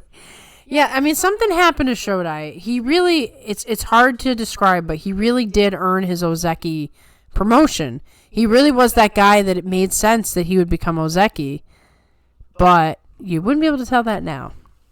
If you were new to sumo, you would be like, how is this dude ever Ozeki? Yep. So we can expect some high caliber wins against strong foes, and him to completely drop the ball against somebody who just came up from Jirio. Yes.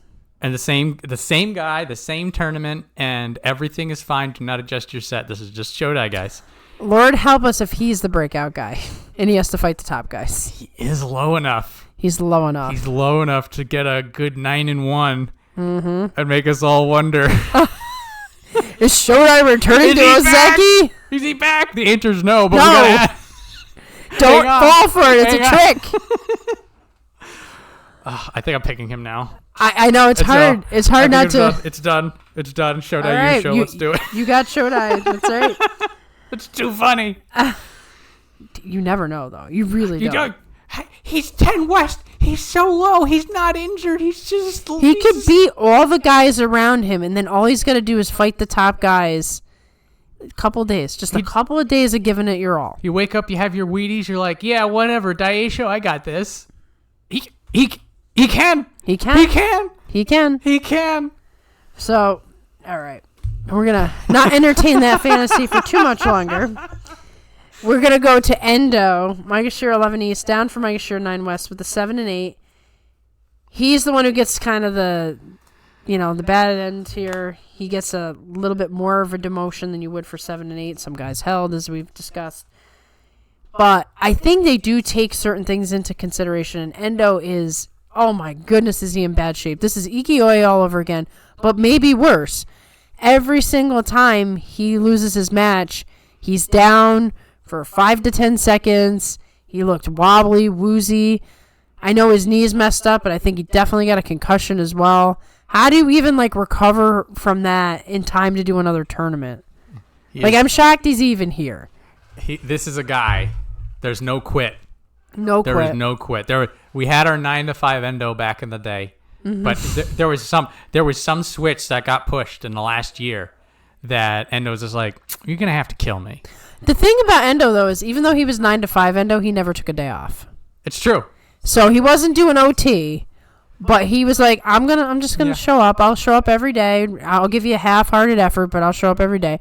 And like you said, now we've switched into this other gear of, yes, I will die on the ring. Yeah, I don't want to see it. No, I was like, I kind of want this tournament to be over because I'm scared. Yeah. Is he going to be taken out in a stretcher? We will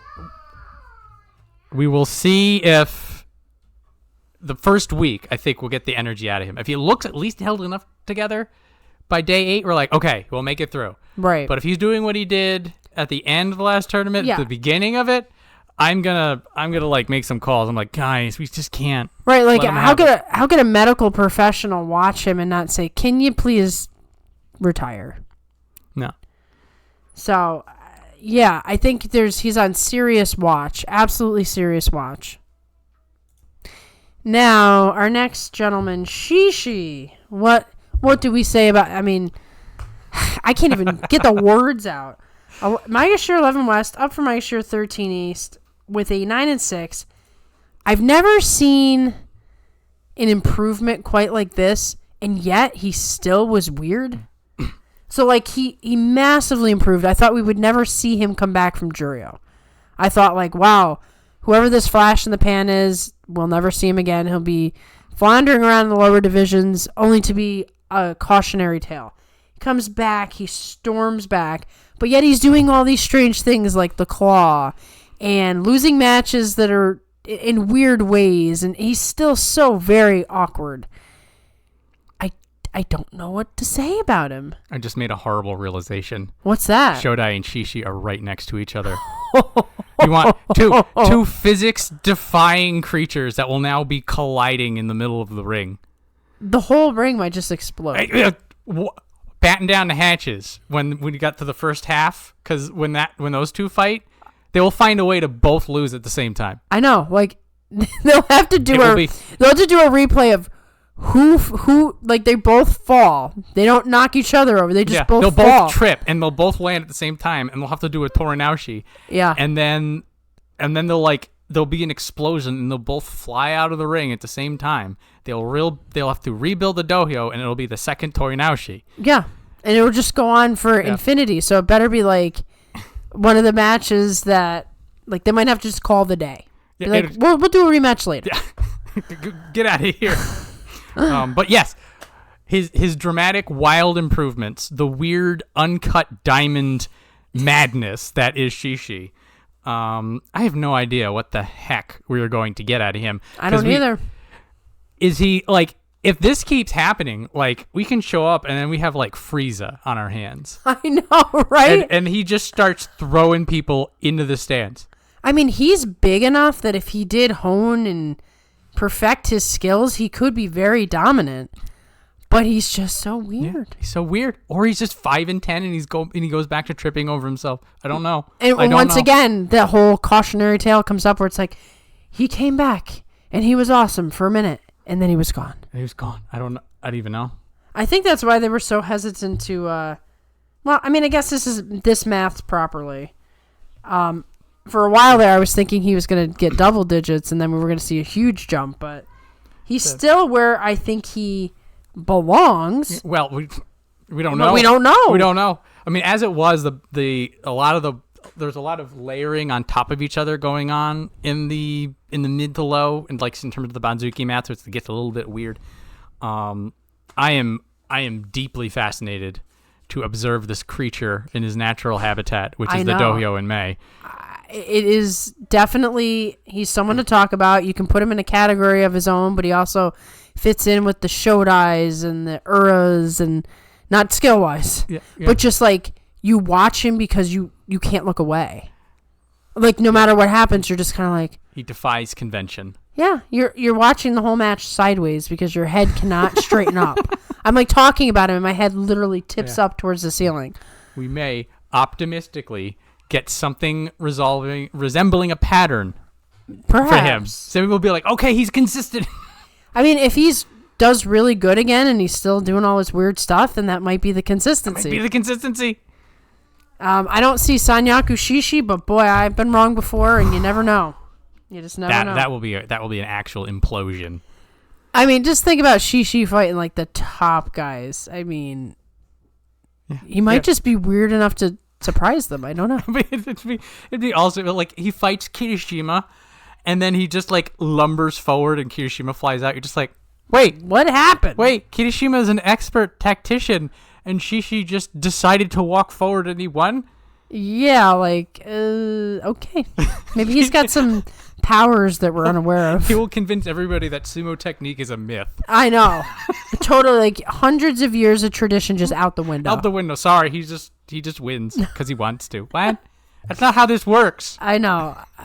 So tune in May for Shishi. May. Exactly.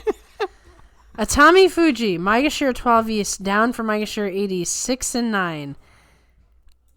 It's pretty close to a disaster for him at this point. Now, I think he is fighting several health problems, cellulitis, thyroid, those types of things. That's just an uphill climb for any fighter if that is the case.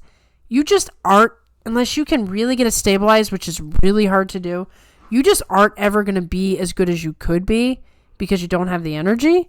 So if that is the case, that might be where we're at with the Atami Fuji, but we don't know because we don't really know what the problem is. Yes. So the optimism is down here. Technique is not a problem. His brand of sumo will get him wins down here, this low against these people. So now it is a matter of the physical, which is if your body's hobbled together, sometimes there's only so much you can do, and then it's the spiritual, right? It's the willpower, right? You know how much of this is him being in a mental tailspin, right? But what you say is that we've got this one thing sorted. Nobody's going to beat him on the belt down here. Nobody's going to beat him for size or power if he gets it his way. So then it's the other two. Now, with that said, when he was Maegashira 8 East, you were pretty confident he was going to do good, and he was hanging out in the top 5 for so long with the 8 and 7, a 7, 8, a breath away from Sanyaku. We were like, we just need that one little tightening of the wrench, and he's in there with everyone else, and now the wheels have fallen off of it. He might need some sort of, massive, like get a team in there, work on every aspect of his physical ailments, and then somebody going to work on his brain and just rebuild the man into. Well, this is here's a great place to start rebuilding. Megashira 12. You're you get your confidence, you get some wins, you get back to remembering what works and why. Right, you can work on just the basics with people who are not going to do some fancy trick on you. Yeah, Ryuden's not gonna do crazy lateral movement on him. You're just going to meet him forward, and then it's just like, can you deal with Ryuden? Exactly. That's it. If he can't deal with Ryuden, I'm concerned. Well, he's probably going to be safe to stay in the top division if things keep tail spinning. Mm-hmm. But the thing is that, if he's doing badly down here, then like he's already gone. Yeah, I mean, it's already too much. He's at 12. Like a really bad tournament here, he could be in Jurio. Yeah, and it's just like then we're talking about it in July. It's just like the man that once was. Yeah, and those are the stories that do happen that you don't want to see. You don't want to see that. No, we want him to do better. I feel like this is his best chance to get it back together again. Right. So we'll be optimistic for this tournament, and then we will reassess during the recap. Next, we have Takanosho, another very akin story to Atami Fuji. Maegashira 12 West, down from 3 West with the 3 and 12. A absolute crash out. Kind of a shock. Kind of not a shock in the sense that he hasn't looked right for a while. But 3 and 12s are always a little shocking, especially once again. This was a guy who was a mainstay in Sanyaku for a long time. But whatever happened to him, whatever injury or mental situation, he's never really recovered from it. He's had moments, flashes. I mean, he was in the Yusho contention fighting Teruno Fuji not too long ago. And now he's just right back to where he'd been for years at this point. Both Atami Fuji and Takanosho have a sort of similar story that's like a fall from greatness. And then it's how they recover from that is different between the two. Like for Atami Fuji, it is, figure out the physical, figure out the mental, and you should get the rest. Like for Takanosho, it's a little bit of a shocker. I have a little bit of confidence that Takanosho will at least have the baseline fine. Similarly, like his technique is there. Yeah. If he is battered and broken, then there's not much out of there. I do not doubt his spirit for a second. No, it's still there. You don't see frustration on his face. So this it feels like this is just an age thing. This is just a body thing. And so I am hoping that he bounces back because he did have that string of looking pretty damn good. Mm-hmm. And then the 3 and 12, did something fall apart? Yeah. Did he get food poisoning? Who knows? Right. But ultimately, it's the same thing, which is fix it. Right. Please. I don't want you to go. Especially because, Taki Keisho is now devoting his full time to him. So I've got this fantasy in my head of Taki Keisho is going to rehabilitate this guy because it couldn't happen for him. And we're going to have this great storyline. And it's like, but that is how fantasy works and not usually how reality works. With the Taki Keisho backed Takanosho, like I feel like he could just passively do well. True. If his body lets him. Right. It's all about that body. And we can't control the body. We can only just deal with what it gives us. So that's the hard part about combat sports in general. Even a guy who is the top of his game, all it takes is one crazy thing to happen and it's over. So you really are talking about sort of this knife's edge, life and death thing. Like life in the sport, death in the sport.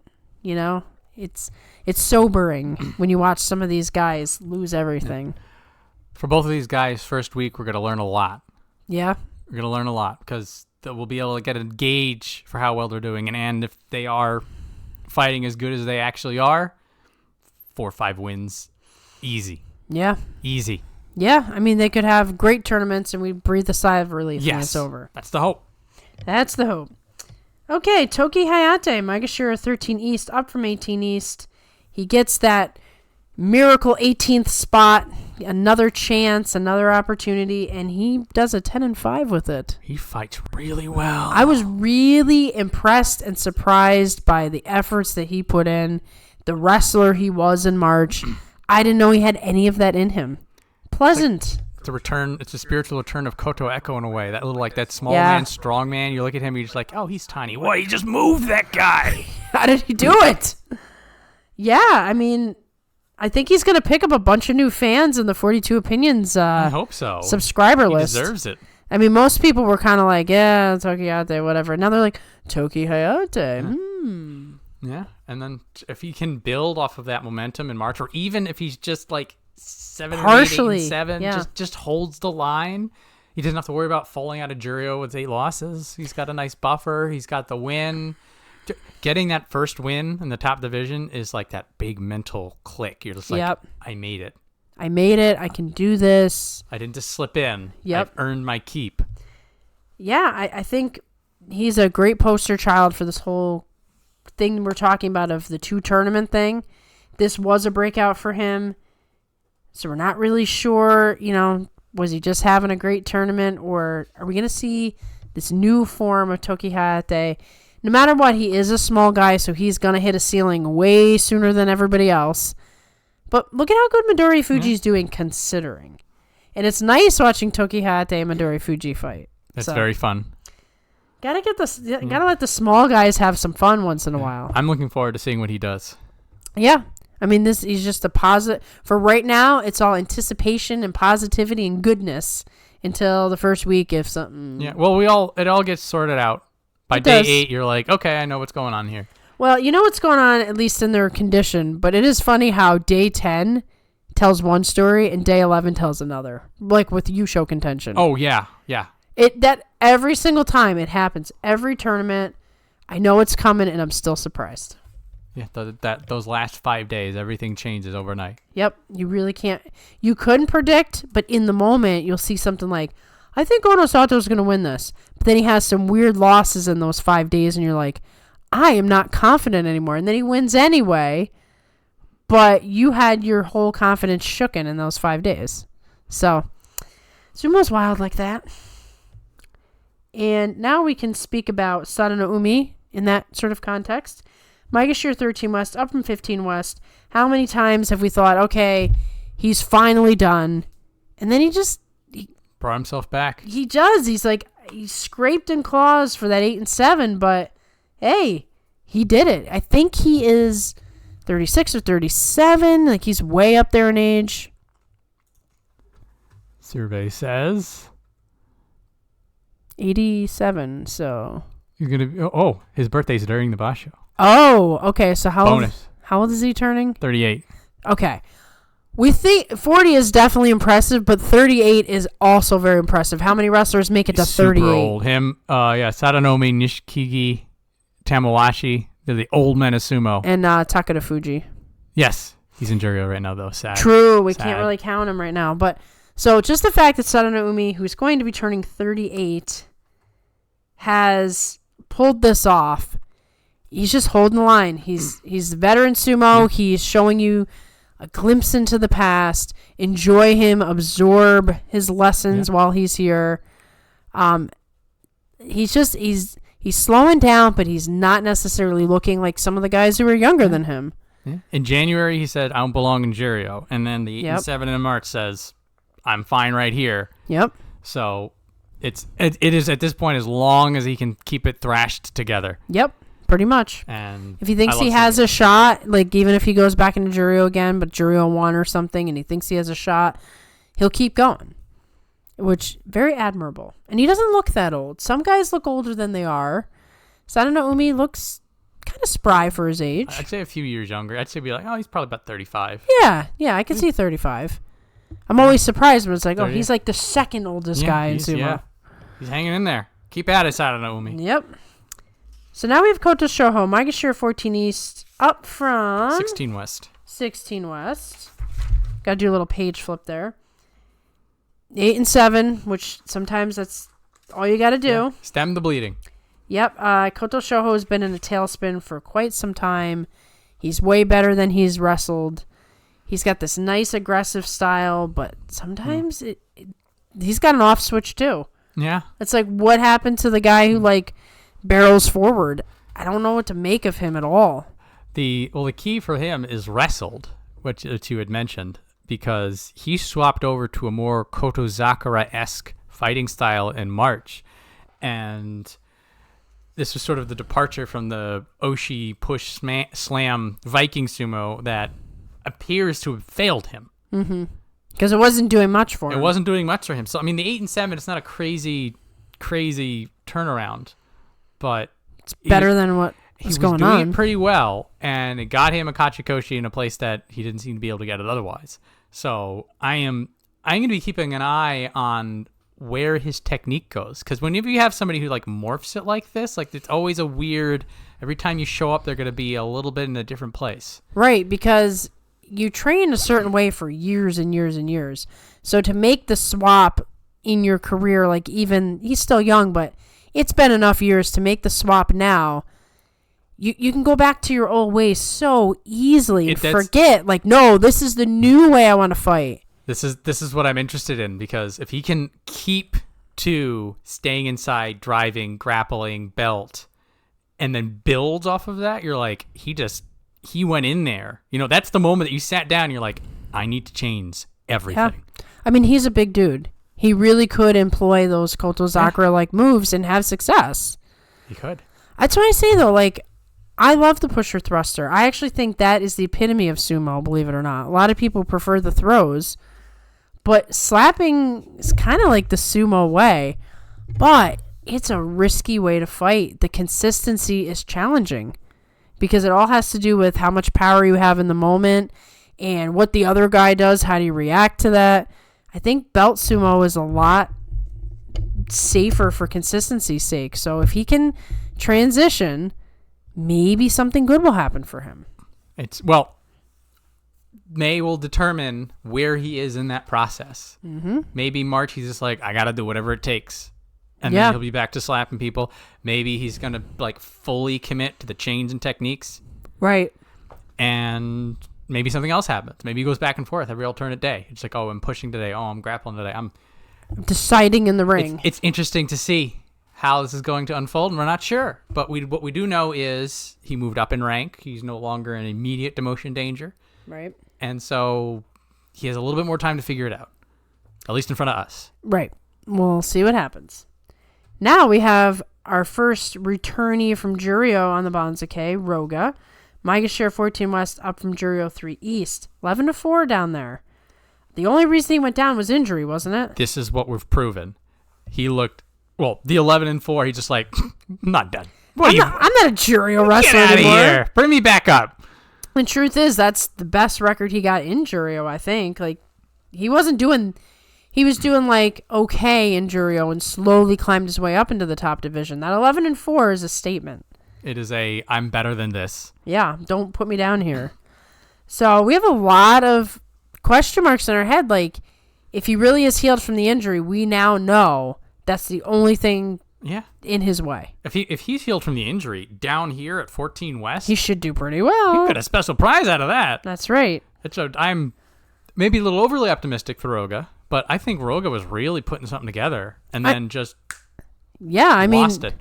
It was a shame. Because he was close too, right? Where they could have spared him if they wanted to. Because that 18 spot, he was on the edge, but it's just one of those like when you have 15, when it's an 0-15, right? It's a free fall. They're just gonna throw you. And the thing is, Tokihate really did make the most out of that. So yeah, maybe it was good for both of them. He just had a little bit of time in Juryo, and it's done. So we'll have to see if he makes it into the list of cracking into the top. Very optimistic for Roga personally, and I'm also looking forward to him being right back to where he was in that 9-8, and then that was like the refinement of his skill to get a little higher. I want to get back. Another 11-4, and you might get just that. I know, right away. I'm hyped. I'm very hyped, but cautiously hyped because it is always have to be cautious. Especially when an injury just happened. When you go down the jury and you come back up, it's always something. It's always a transition. Right. Even if you've already done it once, it's like, you forget. Yeah. It's almost like training with weights. You know, the old Piccolo thing. You're training, then you take them off, and you just destroy your guy. But then when you put the weights back on and take them off again, it's not the same. Like, it's just a little bit harder than the last time. Unless you're completely good. Now we have Ryuden, Maegashira 15 East, down from 14 East. Very small demotion compared to some. He got some favors. He got some favors. He got some math. He doesn't look that good. No. He looks like he might be headed right back down to Juryo. Yeah, I feel like he sort of got a gimme this time around just because the Banzuke math was so bonkers. Right. But if it's another 6 and 9, they're not going to be as kind. No, I mean he's right there in the worst spot for having a bad tournament. Yeah, It was the loss of his defenses in March that really has me concerned. Because that was like one of the last things he had going for him. It's just like, I'm going to hold on to you and you won't be able to do anything until I can figure it out. And people are figuring him out. Right. And he's older now. And he's older. He's having a fade. He had to resort to the jockey tachi long ago. Yeah. Not a good sign. So we're just going to be riding sort of the uncertain train with him. Concern. that he may not be able to hack it anymore, but just, I think it's 6-9, and he's at least mathematically still in it. Especially at that Maegashira 18 spot. 7 and 8, I think he'll be holding on just fine. But like if you see a 5 and 10, it's bad. Bad news. Bad. Malo. Especially if the guys below him are like, nah, we're all gonna do good. Yeah, that's even a bigger problem. So best of luck. Now we have Shonan Umi. Once again, another concern. Maegashira 15 West, you down from 10 West, 4-11. So even this could have been worse, this demotion. So, not having a good first week. He's so slow to get started these days. And you just don't have that kind of time. You can't lose so many matches up front. Right, because it's guaranteed to be a losing record after that. I don't know what's going on with him anyway. Like, mental lapse, injury, illness. Like, he should be a better fighter than he is. He's running out of space to figure it out. Yeah, he might need a Jurio rehab stint. Yeah, I mean, sometimes you go to the penalty box and you get it all figured out and you come back and you feel better. I mean, right. That might be what he needs right now. I don't like saying that out loud. But if he can't figure it out in May, that's just what's going to happen to him. Right. He's right now at Maegashira 15 West. I mean, yeah, it just takes a couple of guys doing really good in Jurio and you having a losing score and you're done. Even if it's a 6-9, or a 7. I don't think they would do it on a 7 and 8. Not on 7 and 8. 6 and 9, he's in danger, but probably okay. Him and Ryuden have a similar math. Yeah. And that 7 and 8, no problem. 6 and 9, a little bit of luck. Other people are still doing bad, but a 5 and 10, you're in problems. Yep. You're gonna need a savior at that point. Right. You need to call in your favors. Where's your favors at? So, to be continued with Shonan Umi. Now we have Kaio. Maegashira 16 East, up from Jurio 2 East, 9 and 6. No longer Jurio visitor. Top division debut finally. Third anniversary of joining Sumo. He's been in Sumo for 3 years. He's in the top division. Not bad. Not bad. A late bloomer. Yeah, because he's a little bit older, right? He's a little bit older, yeah. So like he joined. Who are these people who are like just show up off the street, quote unquote, and then, three tournaments? Like, what's happening? That's all I have to say. That's pretty nuts. So I'm looking forward. I mean, once again, that transition from Jurio to top division is rough. I think he lost in the top division match that he fought. He did, in March, which means nothing. Whatever, yeah. But yeah, he's big. He uses his size. He's gonna throw people around. He's sort of. I didn't see many matches of him. Maybe a Sergey show-ish kind of bodying. Mm-hmm. We're gonna find out together. I've barely watched anything on him, but he does. He seems like he could be a lot of fun. This always happens when a new guy comes up. Since we don't watch the Jurio or anything, we're suddenly like, "Cool, you're on here," but I can't say anything till the recap. I know nothing about you. We're excited. Sometimes you get a little bit like what I basically do is I'll go through their sumo bios just real quick and be like, okay, this is a lot of slap downs, this is a lot of pushing. Okay, right. He can put his hands on people. That's all we can ask. Now, our old man that we were just speaking about, Nishikigi, Maegashira 16 West, down from 10 East, 3-12, spared. Shocked he made it. That was definitely a old guard kind of thing. Like he was, yeah. This is a stay of execution if ever there was one. Now he's certainly earned his way through with getting Kimboshis and all the things that he's done, betting Yusho contention at such a late stage in his career. However, it runs out after a while, and he is like a veteran. And some of these veterans, they recover, they keep going. But there's more that usually just retire out of nowhere, so we don't know what Nishikigi is right now. Yeah, well, where he is in a place where he can't really have a losing score anymore. Right, he'll go to Jurio. He will go to Jurio. He was spared by the grace of God on this one. Yeah, so close. He's such a huge fade. Did that bad at 10 East. Mm-hmm. He's probably not going to get another 3-12 down here. He'll find wins. Right, but will it be a winning score? I'm not sure. I'm not sure either. It just looked so bad last time. It's pretty bleak. But we've been wrong before. Always hope to be. Figure out to do just enough so we get to see you again in July. That'd be nice. Yeah. I'm not expecting it, but I would love that to happen. So we move on from you to Tamashoho, Maegashira 17 East, up from Juryo 1 East. He's back. So 8 and 7. That's a barely promotion. Bare minimum promotion. I'm a little concerned about that. Yeah. It doesn't make you feel like he's necessarily ready. Doesn't now, and that was sort of the takeaway from January, is that he was good, but he wasn't ready for the top. Right. And then he squeaks by. So I mean, you only need one raffle ticket to win the prize. You know what I mean? So once you get in, that's your chance, and then the rest is on you. Right. Optimistically, he comes back and he's like, "I'm ready. This time I've got it. Because you have to absorb." But right. But concerned. Yeah. Concerned. Yeah. I mean, he didn't look that great in his top division debut. He looked okay. Okay. But he didn't look great. Yeah. And now he gets back in with an 8 and 7. You're kind of like, I'm not. It's like a boost shows on kind of situation. Well, yeah. I mean, that is the trend he needs to defy at this point. Right. He needs to just bring out something else. Yep. Get his sumo spirit fired up, and maybe that's all you need.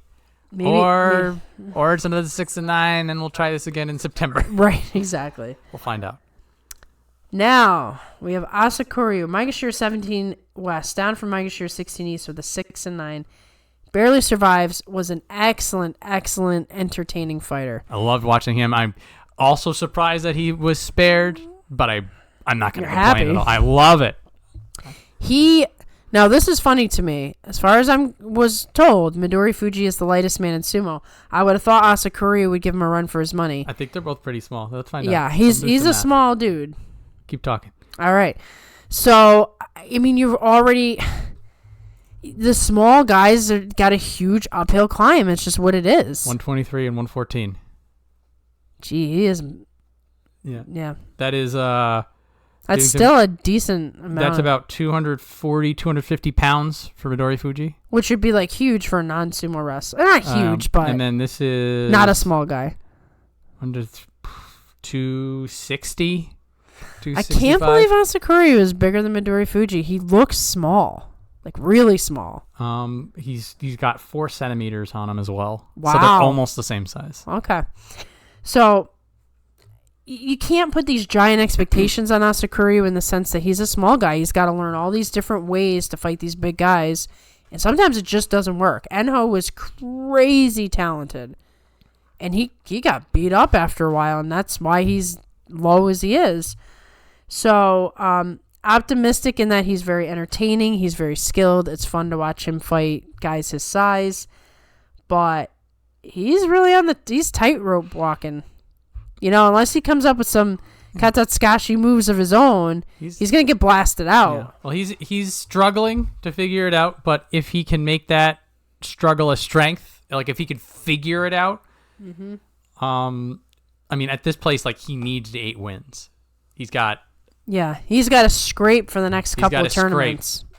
And if he's able to absorb and keep going, and get more jacked somehow. I don't know how much more he can get. He's pretty jacked. Right. He's like this little tiny muscle man. So it's a possibility. Yeah. There seems to be at least some improvement going on. Is it going to be enough to save him? That's the rough question. Be fun watching him fight Shonana Umi again. Well, best of luck in this tournament. He will need it as much as anybody else. He's going to need some luck. Yeah, he is. And finally, we have Tochi Taikai, Maegashira 18 East, that beautiful spot, up from Juro 3 West, 9 and 6. So this is our second guy who's brand new to the top. Yep, new as can be. And is he let's check the age on him, because I don't know if he's a newer old guy or a young 1999. guy. 26. 26. So he's on the older side. Okay. Yep. So he was hanging out. He was hanging out in Makusha for a while. Okay. Hanging out, and then he figures it out at some point, and then he just is in Juryo for barely a year. Okay. So something clicked, and then he turned on the afterburners. So this is going to be really interesting for him because, as we've said, there's a big transition from Juryo to the top division, and he doesn't really have that much experience even in Juryo. So could be an uphill climb.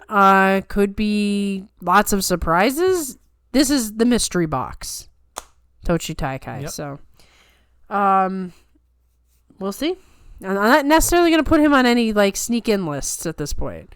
He's just a wait and see. He's a wait and see. He's got the talent to just thrash Juryo. That's got to be something. Yeah. And we'll find out how he fares against everyone else. Yeah. Which now brings us to Juryo. I have a couple of questions. I got the list here, but then I want to see certain people where they are. So Kusano was the guy who won the Yusho with the 14-1. Oh yeah, so he was so close. So they had mentioned like if it was a Zensho Yusho, they might have promoted him even from like 14. Right. But he didn't get that, so they just put him right here. Which, my goodness, what a jump. Might as well. Mitaki Yumi's down here. Also Takara Fuji and Shirokuma and Nishiki Fuji, who are the people that made room. Is it Wakai Kari? There's somebody who's like a fighting to represent Takakeisho, like is in his stable and attributes his success to Takakeisho. I'm not sure who it is. What stable is it? Let's click on. Let's find out. I really struggle with remembering which stable Takakeisho's in. He is Isinomi stable.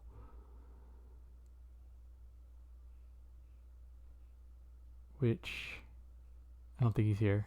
Nope. So I'll pick it up. It'll be in the comments like right now. Yeah. I mean, we're recording this, but you guys will enlighten me in the comments and help me out. But anyway, whoever that guy is, I got to know him so I can follow him and see when he makes it to the top division. So let me know in the comments, and I will follow him accordingly. Here's Koto Eiho, Koto Shoho's brother. Oh, yeah, he's finally there. He's high up. He's not quite within promotion range, but he's getting his way there. Couple of other notes. We dip down into Makushita. Here's Hokuto Fuji, who may or may not be gone. Mm-hmm. Here is Enho. So that was a promotion, right? If he gets a Yusho, like a 7-0, they'll give it to him. Think he can? Well, here is 14. Oh, that's probably who's going to win the Yusho. Well, at 14, the Yusho may not be enough. They might give him an A. It has to be. At this point, like, when you're down here, the Yusho is typically a 7-0. Right. But what this means to me is these two guys are basically going to be fighting each other on the last day or in a playoff. Wow. So only one of them is going to get the Yusho. Wow. And if Enho gets it, he'll probably be back in Juryo. If Sanoyama gets it, probably not. Maybe. Less clear. Ay. I never thought I would see either of those names that far down. This is seeing Enho up here. It's encouraging because it's been a while. His has been a long road. Yeah. And Sanoyama also on the way back up. Probably gonna be he's up here somewhere, and then in July he makes it in, and then in September he's in Juryo, and we're talking about him again. Such a long travel. But for Enho, it could be as soon as July. Where's Tomokaze now? Is he still in Juryo? Yes. 7. Okay, so not horrible. He might be there. spending the rest of his career in Juryo, unfortunately. Likely. Yeah. He may make a final run for it. Yeah, maybe we get the last gasp at the end of his career or something.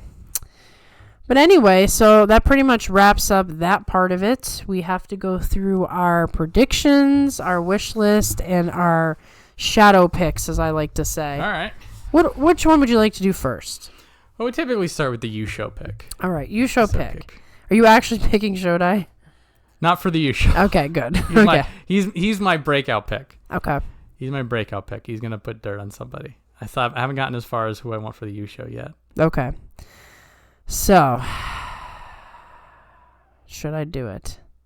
It's now the time to do it. It's time to do it. You put the cursor on there.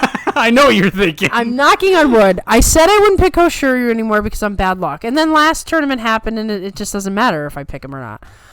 So I think Hoshiryu has got to prove his Yokozuna worth, and he has to win the Shusho, and I think he'll do it.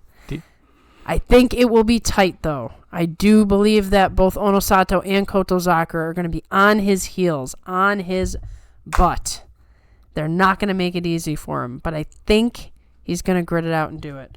Please let me be right, because I don't want to hear all the crap afterwards. I'm going to do you solid. All right. I am going to take the hex from you. Okay. And I'm going to pick Takayasu to win it. Okay, great. That's a bigger hex. That's a way bigger hex. So no, sure, you'll be fine. Okay. And I think he's earned it. Yeah. Yeah. Okay, so you can't get hurt. See, there was a while we wouldn't pick Takayasu because it hurt too much. It's like, too much. You've hurt us so much that we can't be hurt anymore. Like, now we'll just pick him for fun. Whatever.